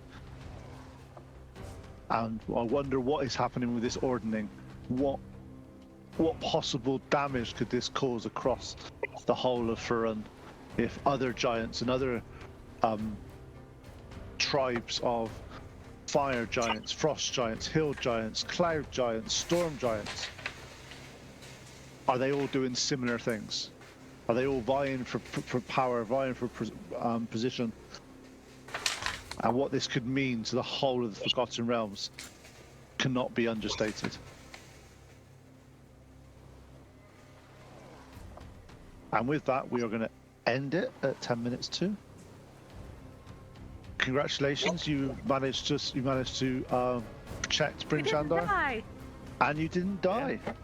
Nobody. Can you stop? And from that, can you stop stealing my items from the guys? Because it would have been more fun. Those are good calls, by the way. That was awesome. In classic point fashion, do I feel like I'm level 6 yet? No. So, Stingy. should I ask? I'll just keep asking. Yeah, but every time you ask, he goes back a couple of sessions. Stop it, Tim. Stop it. Seemed like a pretty big battle. That seems pretty big. Big, in fact, perhaps even legendary. Queen of Giants or whatever. It is. It's just that there's one more little thing, and then you will. Otherwise, unfortunately, with the way that this part of the module is done, it's a little bit weird, as Tim will be aware. It's a bit strange the way they've done it. We are now in the sandbox mode. Enjoy. Don't fight the scenario. To be fair, you've been in a sandbox mode since you got to sort of spine of the world. But well done, guys. Good creativity on coming up with ideas to sort of stop things that don't always involve hitting them. I didn't think you were going to let us kill Druffi. I'm really happy about this. This is awesome. I thought she was. I just think it's funny that I only hit her a couple of times, and most of it was we were just ripping her stuff off of her. When, Yeah. when she swirled, I was like, oh man, he's gonna boop her out of here. No, I wouldn't do I that to thought you when she ran guys. from Bork, she was just gonna haul ass. Yeah. I mean, that would have been hilarious. But no, What, well you done, don't like guys. Calliope music? To be fair, it's those other pipes he's playing. No one has a clue what he's talking about. Come on, everybody knows. If you heard what Julian pipes sound like, you'd know what they were. Yeah, but it's the way you went, oh, Julian pipes, and expected everyone here to go, yeah, we got that. In fact, I think if you replay that and watch the expressions on everyone's face, they're like, what? Uncultured swine. That's what I say. Well, thanks everybody for sticking around with us, and congrats Did we to do our another giveaway? World Tabletop for winning the giveaway. Kara? That's right. Okay. They got it. Yeah. So another world. If you're out there, check your DMs for your shipping information, and we'll get that out to you. Outside of that, we will be back with Tim's group on New Year's Eve, so December 31st. We may have like a one-shot drunken duck or something like that in the meantime, just for fun, just kind of something to collaborate with some other folks. But other than that, that's it. Yeah. So We ready. Have a great year. Yeah. Yep. So we've got 2 2 weeks to forget how to play Dungeons and Dragons. Correct. And then when we come back, we can Yeah. decide on different rules. All you gotta do is push the big red button that says Spirit Guardians. I'm gonna make you a meme with a red button that you push. Spirit Guardians. I don't know what to do. Spirit Guardians. Hey, look. Okay, I have a question for you, Tim. Before we finish this session, if you were playing a cleric, would you Yeah, of cast course. Spirit Guardians? It's like, well, of course. First thing he does with what's her name? Shadowheart. Yeah. BG3. Why wouldn't you cast that at any of given opportunity as a cleric? A whole lawnmower. He just runs people over. Nice. Drive it forward, back, drive it back. It just like, But no, hit, like obviously, some of you I won't see before Christmas and that. But no, thank you very much for playing in the group. It's been great with all of you. You lots guys of are working fun. out really well. So thank you very much. You gonna do a raid tonight? yes, we'll Yeah. be raiding Distal's place. So in the distal, they help out. yeah. So thanks everybody for sticking around. Have a Merry Christmas, Happy Hanukkah, or whatever you celebrate. Happy holidays, Kwanzaa, Festivus, and we will see you guys on December 31st for a New Year's celebration. Adios. Great.